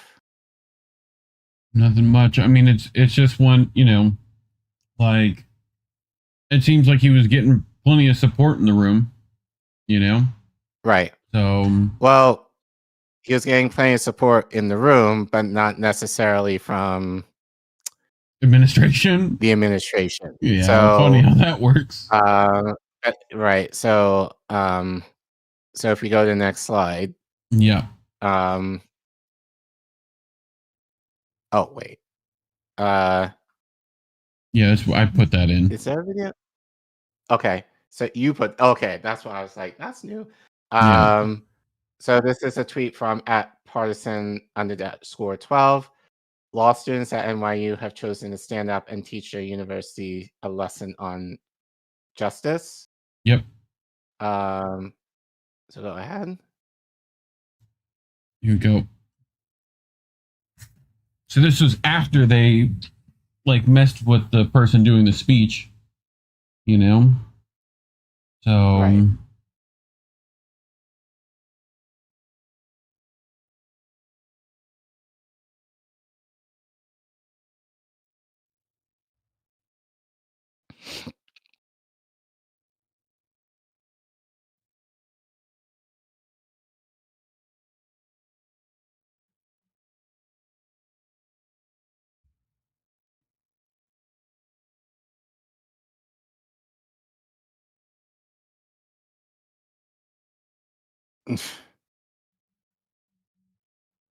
I just love the classic liberal move now of using classical music to stop, cover up, just play the music louder, Right. So, but yeah, I just right.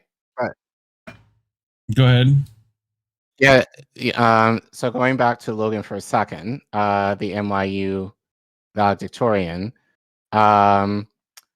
So Colin Monroe tweeted this out, where he said, "Go to screen, please." Yep. This is what NYU posted. They apologized to the audience, completely ignoring the fact that the audience was overwhelmingly clapping and cheering his speech, as you heard and saw. In reality, New York Times were apologizing. New York Times, I guess he meant New York University, were apologizing to their paymasters, Ovelian.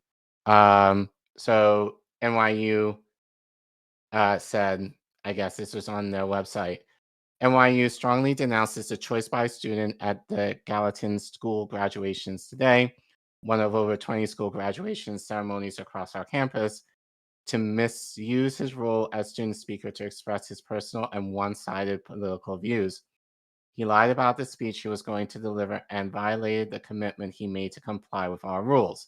The university is withholding his diploma while we pursue disciplinary action.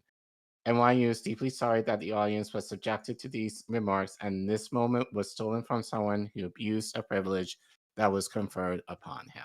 I mean, it sounded like the audience was okay with it. So yeah, there was a couple of rabble rousers, but sounded like most of them were in agreement. So yeah. But anyway, it's going back into the article.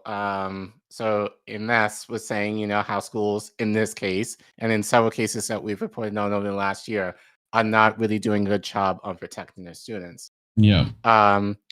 But she continues, this attack on education is part of a broader assault on public institutions. When billionaires like Musk unravel our public services, they are revealing that this has nothing to do with government efficiency. Instead, this too is about a fundamental attack on the infrastructure of democracy itself, which I argue doesn't exist, but whatever. The convergence of oligarchic wealth and authoritarian politics threatens not just our government services, but our very capacity to exist as a democratic society. Again, doesn't exist. Our freedom to thrive, to access education, to expand our minds, to challenge ourselves, to grow beyond our circumstances, hangs in the balance as they attempt to dim the collective light we've worked generations to build. We need to do a better job, including the media, in naming this harrowing attack on higher education as an attack on freedom itself. Education remains essential to democracy, not just as a concept, but as a lived practice. Public universities serve as beacons of social mobility in an increasingly unequal landscape. The pursuit of knowledge is not just a crime, but a fundamental right that must be defended in policy, in funding, and in our national conversation. Our students deserve a government that sees the pursuit of education as admirable, not criminal. They deserve universities that to protect them, not betray them. They deserve a future where their sacrifices and those of their families are honored, not mocked. And they deserve a society that recognizes our collective liberation depends on our commitment to education as a public good, one that we must fight to preserve through voting, through advocacy, and through refusing the narrative that education is merely a private commodity. Again, I have more to this. This was happening last year. Yep. When Trump was president. Well, Biden was president. That students were attacked, students were arrested, students were expelled from schools on account of Israel. So this is not, all of this is not unique to Trump. All of this is just unique to the system itself. And here's the thing, a lot of what she says as a teacher, I like in theory. Like, the idea of education should be to liberate. But unfortunately, and we did a segment on Reagan years ago of how he wanted to squash a lot of this, I don't want to say liberal think in education, but the idea of, he wanted to squash the idea, especially post 1960s, of college students being able to use their power and their privilege to really push for radical change. So, so Reagan kind of used his position in the 80s to, you can argue, squash a lot of these movements that we're kind of seeing right now. But it's not like Democrats have done anything to promote anything on the other way. If anything, they just kind of continued in that status and they've done the same, now. right? Yeah, they've done the same shit. Just hit it barely better, Right. So again, this is not just. I think this is the one thing about this article mostly that is that she makes it, at least she's making it seem like this is just a Trump thing, when I just think that's the bug of the system. Yeah. That's not unique to just Trump, but rather, yes, as you said, Republicans are more brazen with it. Democrats are way more complicit and quiet about it, but hide behind the veneer of democracy in order to keep their standing of maintaining the status quo. But anyway, let's end this. To all students who are graduating, I'm so proud of you. You're learning so all of your many ancestors important are cheering things. you on, I'm celebrating so you proud of because you you. really are their wildest dreams coming true. Keep on world building, even amid everything falling apart. Pick up the pieces and imagine the worlds of collective liberation that you have practiced building in classrooms where you worked across difference, where you learn to turn toward each other rather than away. You won't be alone in this work. We'll be there right by your side, organizing in solidarity across our differences, just as you learn to do.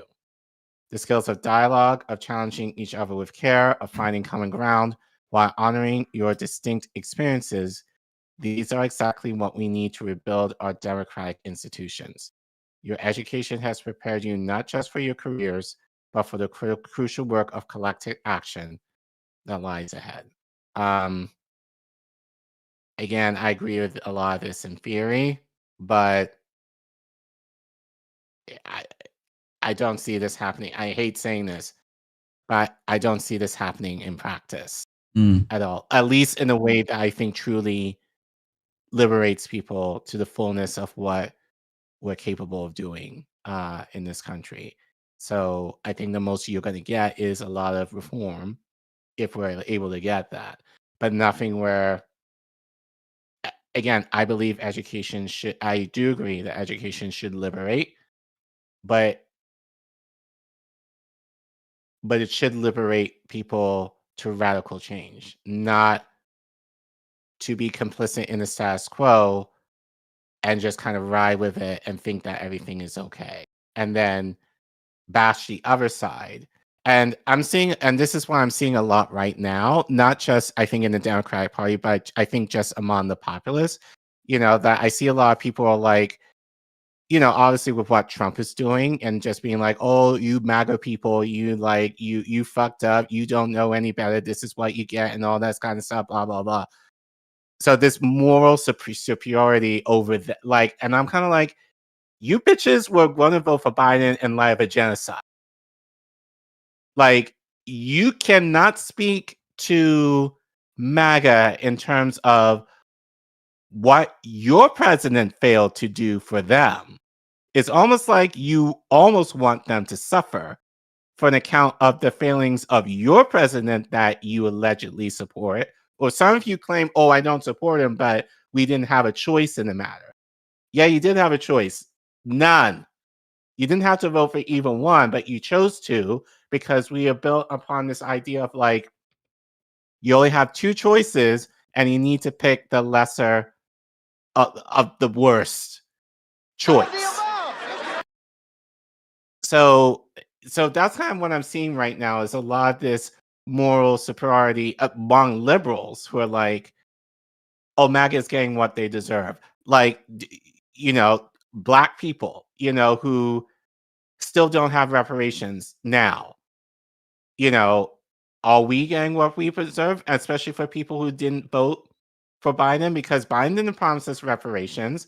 The people in Gaza, are they getting what they deserve? Because Biden, things are worse under Trump, but in order for things to be worse, they had to be bad to begin with. So what was Biden / Kamala Harris doing to end the situation in Gaza? Nothing.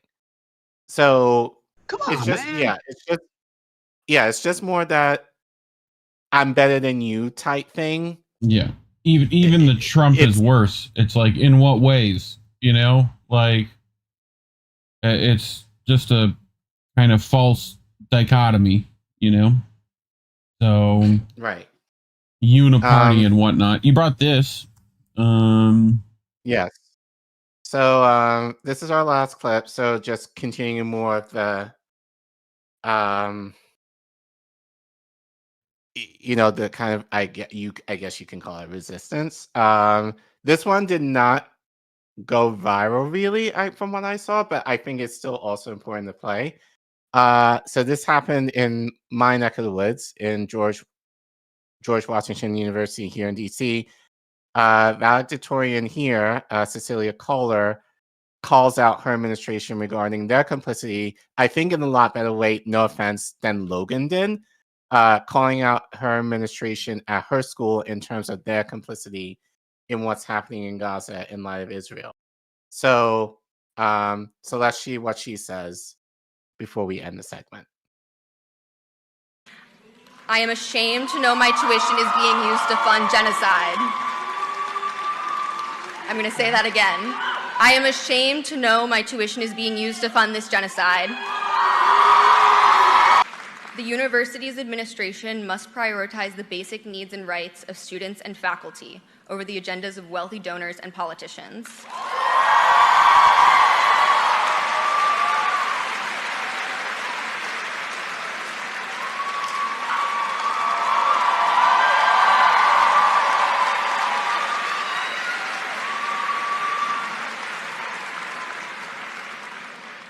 The university must prioritize research and education over investments and profit. Yeah. The university must prioritize justice, no matter how difficult, over a false peace in which students suffer.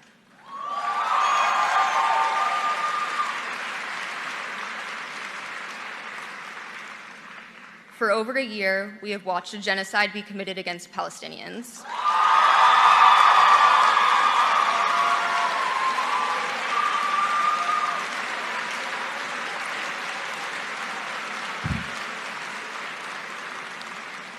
I cannot celebrate my own graduation without a heavy heart, knowing how many students in Palestine have been forced to stop their studies, expelled from their homes, and killed for simply remaining in the country of their ancestors. And their universities demolished.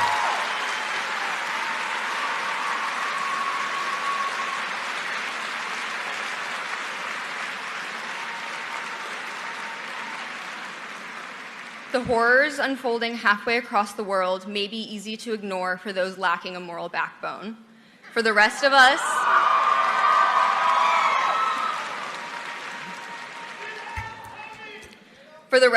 these atrocities cause us to take stock in our own complacency in the imperialist system. I am ashamed to know my tuition is being used to fund genocide. I'm going to say that again. I am ashamed to know my tuition is being used to Our enemies are all those in league with imperialism, the bureaucrats, the big landlord class, and the reactionary section of the intelligentsia attached to them. Yeah. Thanks, John Candy. So, Ugh. yeah. So I think Cecilia was a little more clear and showed, at least said receipts. I think exposed a little bit more of the reality of, ultimately it's the idea, look, and I'll say this to any student who just graduated or who will graduate. Yeah, I mean, obviously you graduating is a big deal. Definitely celebrate and enjoy that with your family and friends or whatever. But also recognize that there are many university students in Gaza that do not have this opportunity that you're able to have right now. Because as Reef said, their schools have been destroyed. Their studies have been put on hold. And many of them are dead or dying. So, and we are complicit in that in terms of, so for the people who chose not to vote for Biden in light of this disregard of Palestinians, and to the people who are now blaming MAGA allegedly for the issues that we have now. Oh, if we just all voted for Biden or, actually Kamala Harris, things would have been a lot better. Fuck you. Because they weren't going to be better. They basically told us that they were not going to do anything different. So, again, you just want the idea of, because they're over there, you want to ignore it. But now with Trump, you cannot ignore it as much because it's a lot more evident. So you wanted to go to sleep. You didn't want to think about it. So you're blaming MAGA. And as I said, you have no moral superiority over them because you were willing to vote for him as he was complicit in a genocide as well. So, and I say that to my friends too. You all can fuck yourselves. You're no better than the MAGA people who voted for Trump because, again, we are caught or allegedly caught between two binary choices. So you had to basically pick between the two that were, in your mind, the least bad. So at the end of the day, we all lose, regardless of who you voted for, but more especially the Palestinians who right now are being slaughtered. Yep. For sure. So, and you could just decide to not and defund their entire system while you're at it. Works out great. But anything else? No, I'm done. Okay. So if you like that segment, or you want to support us in like that segment because YouTube won't, you can scan the QR code that you see on your screen, or you can type in the Ko-fi link that you see at the bottom of your screen there. Or if you're in the YouTube chat and you forget, you can type in !donate, all one word. The Ko-fi link will pop up, and then you're able to click it and then give as little as much as you want on there. We'll also have links to PayPal, Cash App, and Substack. Excuse me, if you want to donate that way, or if you're interested in donating monthly, we'll really appreciate that too. All those links will be in the description of this page. If you're not able to give financially, we understand. We know that times are rough. Don't forget to like and subscribe, and please share to fight the suppression that we're seeing on YouTube. And make sure you leave a comment. What do you think of these two valedictorians who basically use their privilege to call out the atrocities that are happening in Palestine in different ways, but yet still using their privilege to be able to do that? What do you think in terms of the idea of college? Does it mean the same compared to what we're kind of being propagandized to believe it is? Do you just think that all this stuff that's happening now is because of Trump? I personally don't think so, but I'd love to hear your thoughts as to why you think college students or high school students are now second guessing the value of what a college education is allegedly supposed to offer. Let us know in the comments what you think. And help us get to free K. If we're able to hit that over the summer, we'll be in great shape, I think. And we will love you guys for it. And thanks for watching. Oh, cool. Before we get to that, let's check in on the chats. People coming in on the Substacks, welcome. Appreciate you. Over on the YouTubes, we got we scroll up. So Snork Y2K says, this year I was able to get half of my students part-time jobs so that they do not have to go into debt. Also, my majors are considered important, no tuition. They also said, I'm having trouble getting students, but in the first semester, 2 students saved enough to buy a 5-year Audi. So, well, that's nice. Indy giving a shout out to Kermit the Frog here, and I don't know if you saw that he gave also what is that called? Commencement speeches, something like that. So, but Golden Monarch, both ends of Congress are vehemently responsible for the nonstop funding to Israel. Congress is weak against corporations and lobbyists. Chris H. Trump can't be excused for the things he is doing also. Agreed. A lot of people do that. Indy is to get no moral superiority because they wanted the Xanax-addled selected clown that nobody voted for.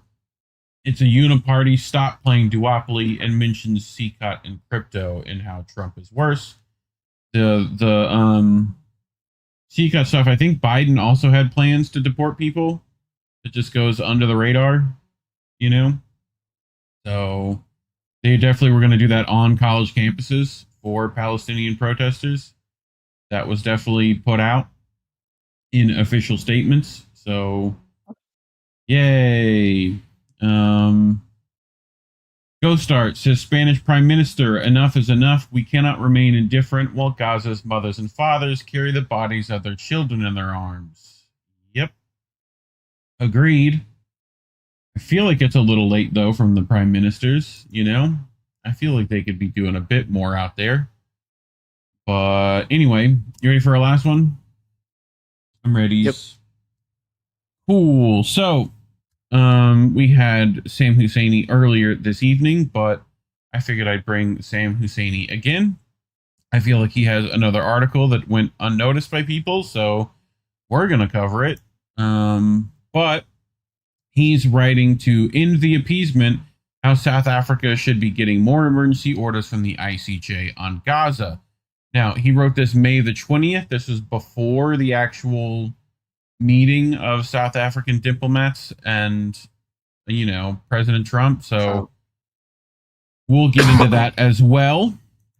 But Husseini writes, Trump is scheduled to meet with South African President Cyril Ramaphosa on Wednesday. Israel is escalating its incredible criminality by the hour. Trump, on February the 7th, signed an executive order attacking South Africa. The first paragraph highlights South Africa has taken aggressive positions toward the United States and its allies, including accusing Israel, not Hamas, of genocide in the International Court of Justice. So this is the quiet part out loud. They just write this in official statements. So this is why you know what they're doing. So it seems fairly evident to me, Husseini, that the Trump administration pushing this ridiculous white genocide line is designed to do the following. A, retaliate against South Africa for going to the ICJ regarding the actual genocide in Gaza to get them to back off more. B, cheapen the public discourse over genocide, helping turn it into just another meaningless slur. C, make it seem like Trump is... Make it seem like Trump is standing up for alleged oppressed white folks to pay some white working class voters who don't perceive that it's actually, again, for Israel, similar to how they repackaged Palestine protest as an immigration issue. And D, push back against BRICS to the extent it's challenging U.S. establishment dominance or appears to be doing so. So I feel like we're pretty much in agreement with Sam Husseini, as we said last week. If you go check our, what was that segment called, Gay Bear? The South African refugees, something like that. Basically. Yeah. So go find that. But here is from the White House, right? In addition, South Africa has taken aggressive positions for the United States and its allies, right? So they're literally putting this in official documentation. So, yeah. But South Africa invoked the Genocide Convention in the late 2023 after many people, myself included, pushed for it. In the first several months of 2024, South Africa asked for a series of emergency orders from the ICJ. This was excellent. On May 24th, they got a strong order demanding that Israel stop its attack on Rafah. What happened with Rafah? South Africa can be urged... can be urged to push for additional orders. Other nations could do likewise. Countries like UNSC member Algeria should be pushed to get proper resolutions through the Security Council to implement those orders. Algeria failed to do so for the May 2024 order on Rafah. The U.S. government would obviously veto such resolutions, but its criminality should be exposed more and more. Critically, what's needed is for the UN General Assembly to pass resolutions using Uniting for Peace with teeth to make Israel stop. These can include an arms embargo, economic sanctions, even the use of a peacekeeping force. But South Africa has not attempted to get more emergency orders since its May 29th elections last year, which saw the ANC enter into a coalition government with the so-called Democratic Alliance. Naledi Pandor, who had been foreign minister, lost her seat. Final judgment on its case was recently delayed by an additional 6 months, which is an outrage. In January 2024, Ramaphosa actually warned of foreign meddling in the election because of the ICJ case. Patrick Bond had stressed that the Ramaphosa government had other corporate interests and is even continuing economic ties to Israel. In video, State Department asked for evidence from Decensored News, highlights various notable issues and features a timeline of Trump's administration's statements and actions regarding the alleged genocide of white South Africans in relation to various events related to Israel's genocide against the Palestinians. I have that article linked down below if you want to go look at the timeline they lay out. It's actually well brought together, but at Thursday's State Department press briefing, Deputy Spokesman Tommy Pigot was asked to provide evidence that a genocide is taking place against white South Africans. as Trump has claimed, and about whether the State Department is conducting a formal genocide investigation. He repeatedly dodged these and other related questions, robotically reciting the same talking point over and over. Commenting on the video, Sam Husseini wrote that the Trump administration is quite clearly going to town on the South African genocide line for several reasons, which we mentioned earlier. So here's this guy, dancing around actual questions. So we'll check this out. I want to ask you about Secretary Lando's trip out to Dulles to greet the South African refugees and the 50. State Department decision-making about the genocide designation that's under consideration, which the president had mentioned as genocide is happening there. But it's a genocide that's taking place that you people don't want to write about, but it's a terrible thing that's taking place, and farmers are being killed. They happen to be white, but whether they're white or black makes no difference to me. With American flags in hand, South African families are shuffled in front of cameras as they take some of their first steps on U.S. soil. I want you all to know that you are really welcome here. With cameras rolling, Deputy Secretary of State Christopher Landau addresses the group of white South Africans who the administration is proposing to classify as refugees. There is a lot of evidence, public evidence, that is in open sources of farmers, white farmers not wanting to come, of black killings exceeding by large measure white killings in the crime problem that they do have, and that there is no white genocide to justify this kind of extraordinary accelerated refugee process for white South Africans. On the same day that temporary protective status was withdrawn from Afghans, thousands of them, many of whom are sponsored by U.S. military veterans because they were their translators. In his first week in office, President Trump shut America's door to refugees from all around the world, including victims of genocide and war. Now, the president is making an exception for one group of people. What is the status of any kind of genocide investigation on what is happening to white South Africans? Well, the president has been very clear, the concerns that he has in terms of South Africa. He has expressed those publicly and often. What we have seen, again, as a president, being very clear about concerns he has regarding South Africa and the treatment of Afrikaners in South Africa. Is there data to back that up? Or is it all anecdotal from advisors? Well, this has been a concern that the president's had for a very long time. He's been clear about that for years, about the abuses we are seeing in South Africa. Is there a formal genocide investigation underway at the State Department? Like, again, the president has spoken to this. I refer you to his comments. Nothing further to add on that front. Just to follow up, So now, what evidence can you share today from the podium to underscore there's a genocide going on in South Africa against the white? Well, look, the president, again, has been very clear on this. I refer you to his comments. No, he hasn't. That's why we're fucking asking you. Saw arrive. That is that same Pause right here. statute for refugees. And there were Simple thing, and maybe I didn't see this clip, but like if there was such a concern with a genocide in South Africa against white farmers, why doesn't the U.S. make a case with the ICJ? Mm-hmm. Yep. I mean, I feel like,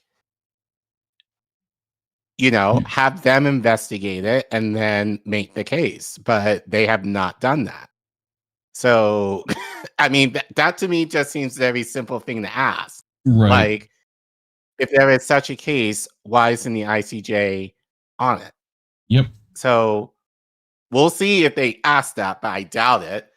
But to me, that's the most obvious thing to ask, given what's happening in Gaza. Yeah. So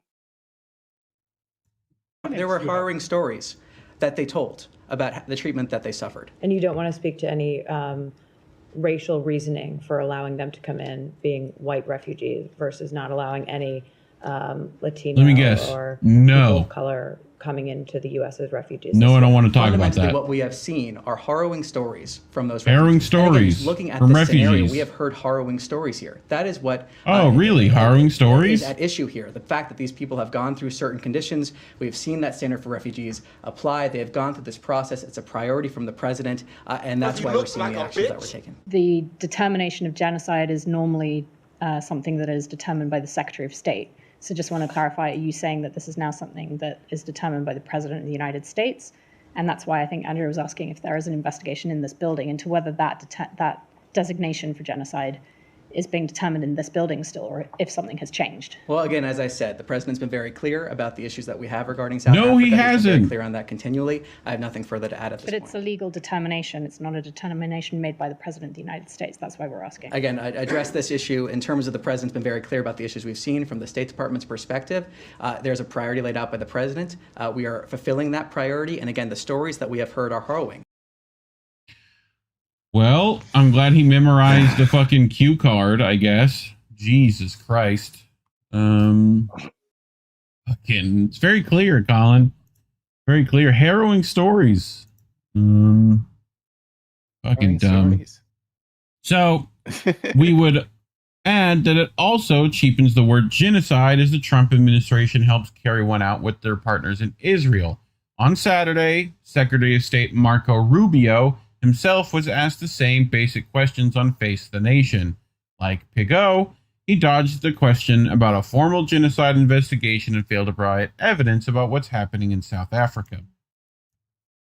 So, here's this. President Trump claims there's a genocide underway in South Africa. It's a genocide that's taking place that you people don't want to write about. That's a legal determination. The State Department would make it. Are you trying to determine that now? I will determine that these people are having their properties taken from them. They can call it whatever they want, but these are people that on the basis of their race are having their properties taken away from them and their lives being threatened and in some cases killed. Well, in fact, is there evidence of a as many genocide claim, that you they have? are in favor. I think there's evidence absolutely that people have been murdered, that people have been forcibly removed from their properties. Okay. Okay, if that's the basis, let me show you another little strip of land with 2 million people in it, dog. You know, where their fucking land is being taken, you fucking mook. Jesus Christ. God, I hate that he's from this fucking state. Fuck, he's an idiot. So, in December 2024, the Daily Maverick reported South Africa's incoming ambassador, U.S. Ibrahim Rasool, says he will put away South Africa's megaphone on Gaza to avoid antagonizing President Trump and other Republicans, gunning to kick South Africa out of AGOA because of its stances on contentious foreign policy issues like the Middle East, Russia's war against Ukraine, and China. So, yeah, they're saying, look, you better fucking get your mind right. You're going to come over here. Pretty much. So here's Sam Husseini. Trump and Israel are inflicting atrocities on Palestinians every hour, and you can do more to stop it, sir. They replying to Cyril Ramaphosa, right? So from the desk of the president. So exactly the wrong instinct. South Africa should up the megaphone. By March, Rasool was expelled by the Trump admin. Keep in mind that Nicaragua invoked the Genocide Convention against Germany for its support of Israel's genocide. No country did that against the U.S. government because the U.S., unlike Israel and Germany, has never recognized the ICJ's power to adjudicate the Genocide Convention in such a manner. Trump and Biden ramped up this disregard for international law in the service of the Gaza genocide. Ramaphosa, as I said, yep, you do not have the moral high ground in calling MAGA everything but a child of God when you voted for Biden, like what he was doing, and he ignored that. So shut up. Ramaphosa should inform Trump that international law and human life means something. South Africa or virtually any other country should go to the ICJ for additional emergency orders to stop Israel's latest hypercriminality. Now, well, Collin, they decided to meet, right? The whole genocide of white people shtick is an unbelievably weak and pathetic comeback by Israel at South Africa for launching the Gaza genocide case. Donald Trump is making a complete buffoon of himself in the U.S. by becoming a tool for his utterly idiotic and embarrassing stratagem, says Alon Mizrahi. Here's Marwa Osman.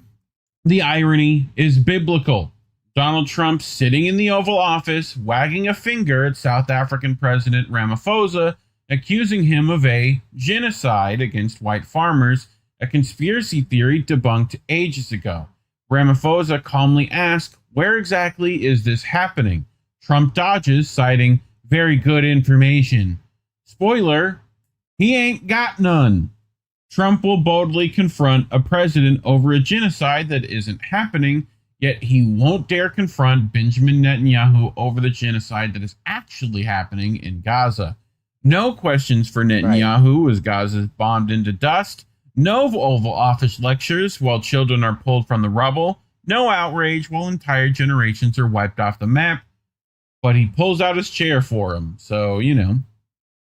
And let's not miss the timing. South Africa dragged Israel to the International Court of Justice for Genocide.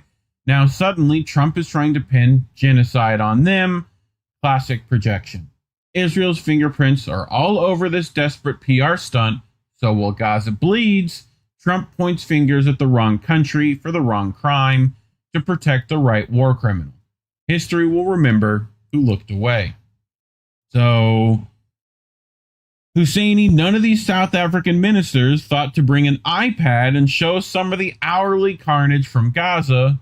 They were too busy begging for Starlink. So, here's Trump, brought a TV in, right? We've seen this clip before. You know?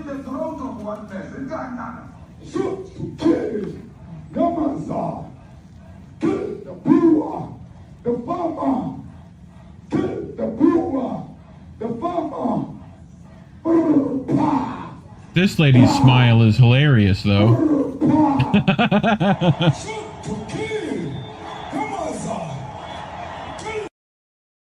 Right? We've seen that before. Except, guess what, Care Bear? That is not part of the administration. So, community notes coming in. The man in the video is Julius Malema. He is the leader of EFF, the opposition party in South Africa. He was expelled from ANC in 2012.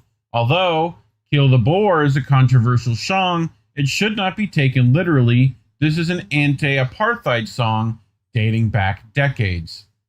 Right? Again, EFF is a minority party in South Africa. There is no genocide happening in South Africa, right? With multiple links to, like, you know, fucking, anyway. So, Sam Husseini, this is what happens when you stop talking about Gaza, which, look at this fucking chud bullshit. Trump's balls are massive. Well, why don't you fucking suck them, you fucking piece of shit? Jesus Christ. Thank you very much. What would you like President Ramaphosa to do about the situation that we've just seen on the screen? I don't know. Look, these are articles over the last few days. Death of people. Death. Death. Death. Horrible death. Death. I don't know. To pick anyone, white South Africans are fleeing because of the violence of racist laws. I believe what he's showing is based on what's happening in Congo. Congo, yeah. Not South Africa. I'm going to get to it. And this is all, I mean, I'll give these to you. So when you say, what would I like to do? I don't know what to do. Look at this. White South African couples say, that they were attacked violently. And President Trump, when will you go and see for yourself if it is indeed true? well, I could do that. Look, here's burial sites all over the place. These are all white farmers that are being buried. And he asks about a jet that was given. You ought to be ashamed of yourself. You know, you are so bad. You're such a bad reporter. Just punch him in the face. He's 2 feet from you. Do it. Choke that man out. I'm just. Anyway. Can we get a report from President Trump? Fucking shut up. Jesus Christ. So, it's just fucking wild, dude. Anyway, here you go. In some cases, those policies do not go along with government policy. Our government policy is completely against what he was saying, even in the parliament. And they're a small minority party, which is allowed to exist in terms of our constitution. But you do allow them to take land. No. Nobody can and then take when land. they take the land, they kill the white farmer. And when they kill the white farmer, nothing happens to them. No, there is nothing happens. There is criminality in our country. People who do get killed, unfortunately, through criminal activity, are not only white people. Majority of them are black people. And we have now The been farmers are utilized. black. The farmers are not black. Yes, they are, you fucking dumb fuck. The farmers are not black.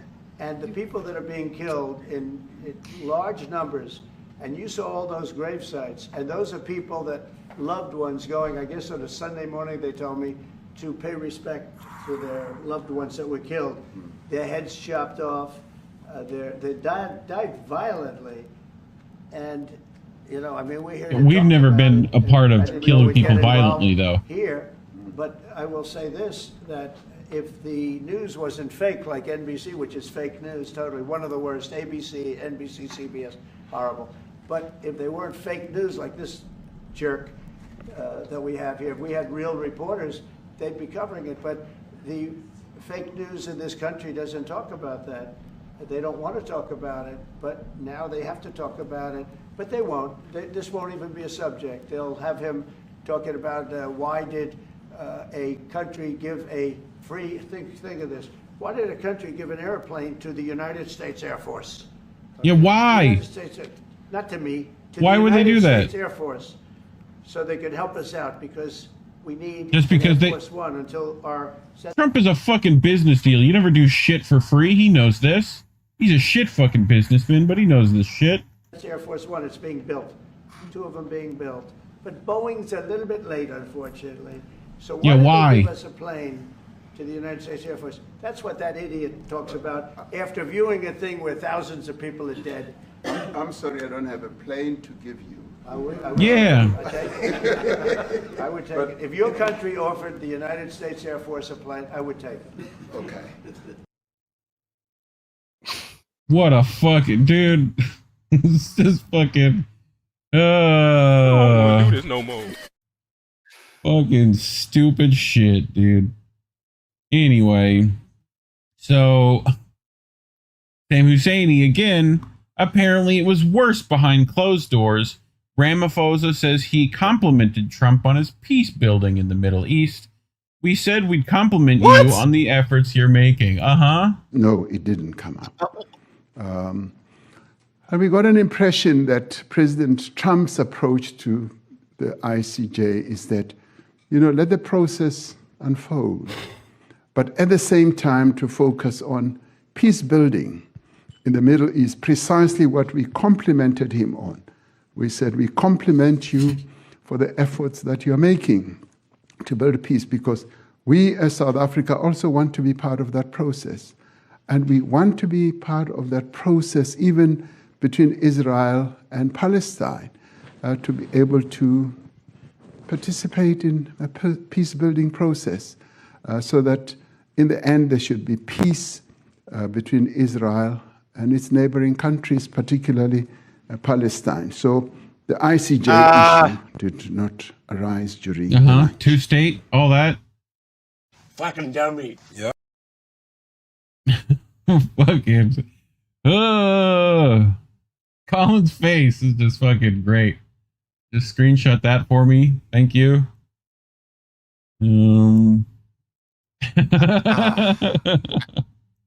mean, I shouldn't be. I'm not surprised, but I'm trying to think out the logic of why Ramaphosa would like reverse psychology, maybe. But right, yeah. Why? Maybe. Why? I don't know. Like why? I don't get why he's buttering up Trump, considering what he said and what he's doing. I guess I don't know. Yeah, we're not fans of Ramaphosa here either. So whatever. But I'm just kind of at a loss for words.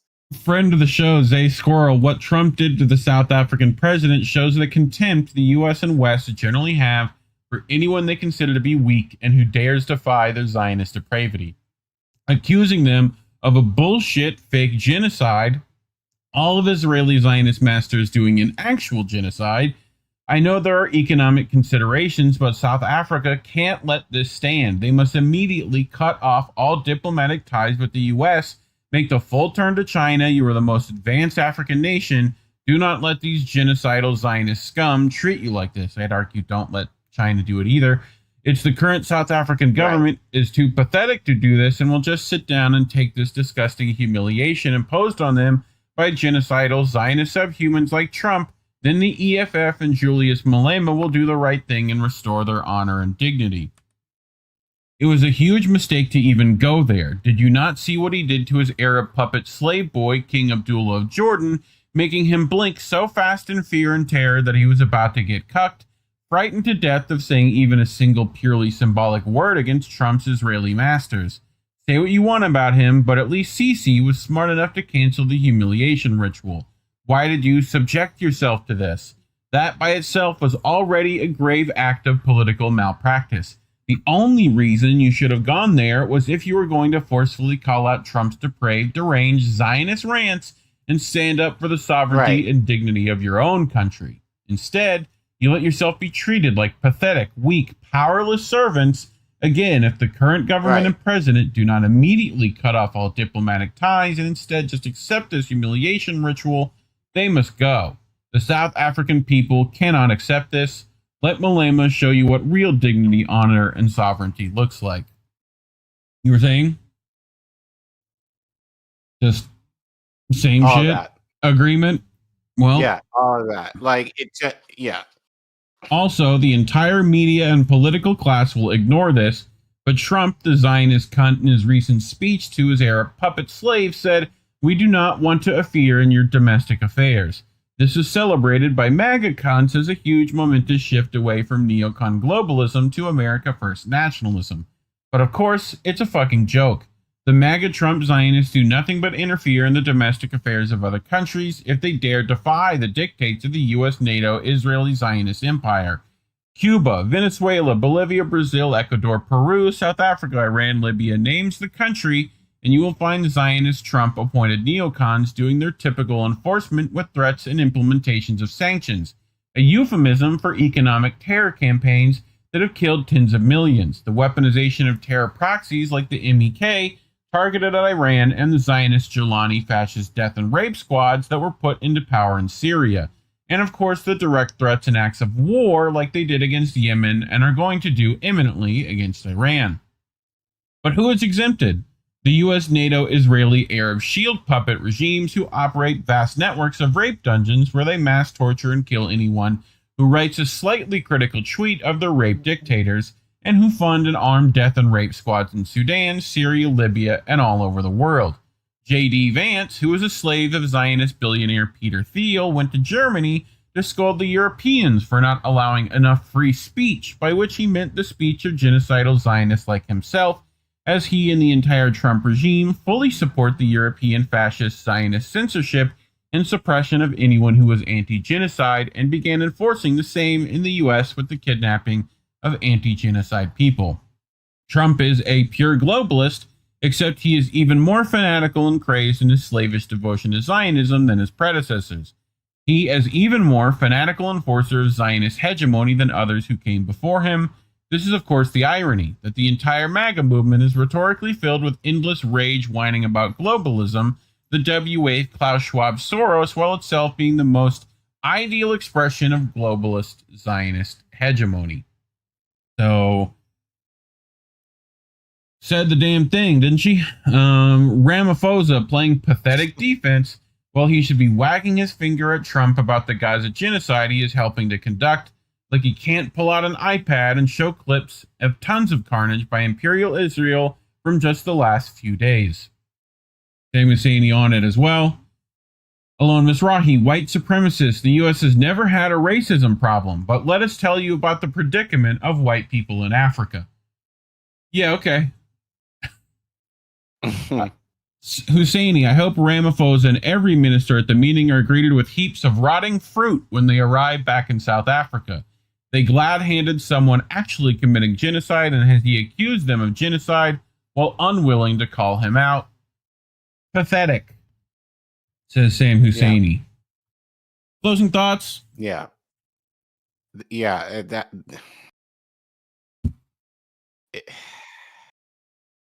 Yeah, it just makes him look extremely weak. And I don't get why. Like, it's not like you have anything to owe Trump at this point in terms of not standing up. Well, if it's one thing to not stand up for Gaza, it's another thing not to stand up for your own fucking country. Right. You know, so he should be disgraced. But then again, he's another liberal shill too. So again, I'm not surprised, but yeah, like Zai got it right. This is a humiliation ritual, which it's stereotypical. It hurts. It's so stereotypical and racist. It hurts because that's almost kind of what you would expect from a black man to kind of grovel down to, I'll say, somewhat dumb, idiotic white man who seemingly has more power. And when South Africa basically has the means to control the strings here. So again, I don't understand why he was basically like licking Trump's balls when he should have called him out for what's happening in Gaza as well as what's happening in his own country, and kind of basically saying, you know, like, you're an idiot. Like, as you said, he should have choked him out. So yeah, do something. I don't throw them bows, dog. I don't get it. I don't get it. I really don't get it. Me either. Fucking just what? Anyway, well, talking about these things is probably why YouTube demonetizes us. So if you want to give us some money anyway, you can go to ko-fi.com/indienewsnetwork or scan that QR code on your screen. You know, INN is brought to you by viewers such as yourselves. But, you know, don't forget to like and subscribe. If you can't give monetarily, we just appreciate that you share the video. Get this to more people. Let them know what's happening. Leave a comment. You know, let us know what you think of our segments and what we could do better, all that jazz. Otherwise, thanks for watching. Ah, we did that shit. We did it. On a Saturday. We got that shit done. On a Saturday. Woo! We did it. All right. What's happening in the chats? Tell me what's happening, peoples. Quite a bit. Jacqueline said, is Trump even more deranged this time than he was the last time around? Yes. Yeah, I would say so, because he knows he doesn't got to get reelected. Yeah. Right. He can do whatever the fuck he wants. Let's see. Vicky Adams, big beautiful balls. The beautiful people again, tell I me shouldn't they're have very laughed, smooth. but when Trump said death, horrible death, that probably should go on the soundboard. death, horrible death. We'll probably get Yeah. Vicky Adams, remember the terrible rubble you talked in Gaza, the actual genocide occurring? Fuck face. Fred Edward, Trump proves on the regular he is a complete moron. Skrugel said embarrassing. Vicky, I wish it was the other guy who talked to Trump. Skrugel, he should have punked Trump.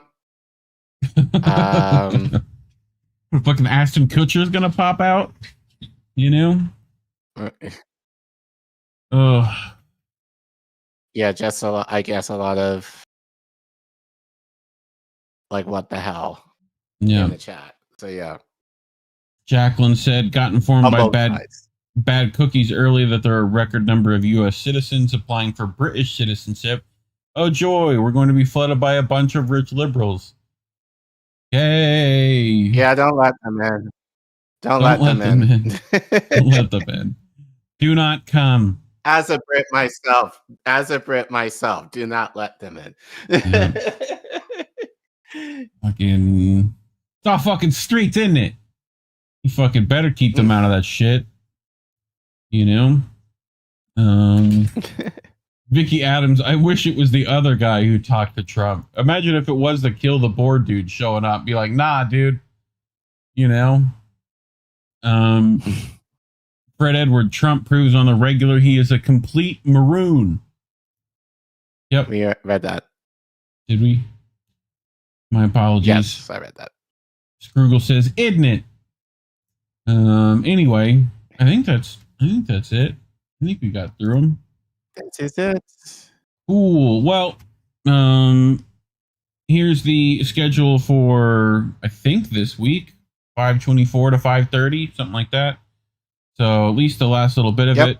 Tomorrow night, how did we miss that? Boat smashing into other boats. You know, stay tuned to our Twitters at Get Any News. We always put out updates there, and the Substack, indienewsnetwork.com. You can check the updates there if you so wish. You know, but otherwise, make sure you're subscribed. Put the bell. Apparently, that does some shit. Supposedly, you get notified. You know, but I don't know. YouTube lies. What do you want from me? Anyway, anything you got to say, Collin? Anything else? I think that's it. Cool. Well, remember, kids, labels are bad. Stay independent. Good night, fam. Have a good week, everyone.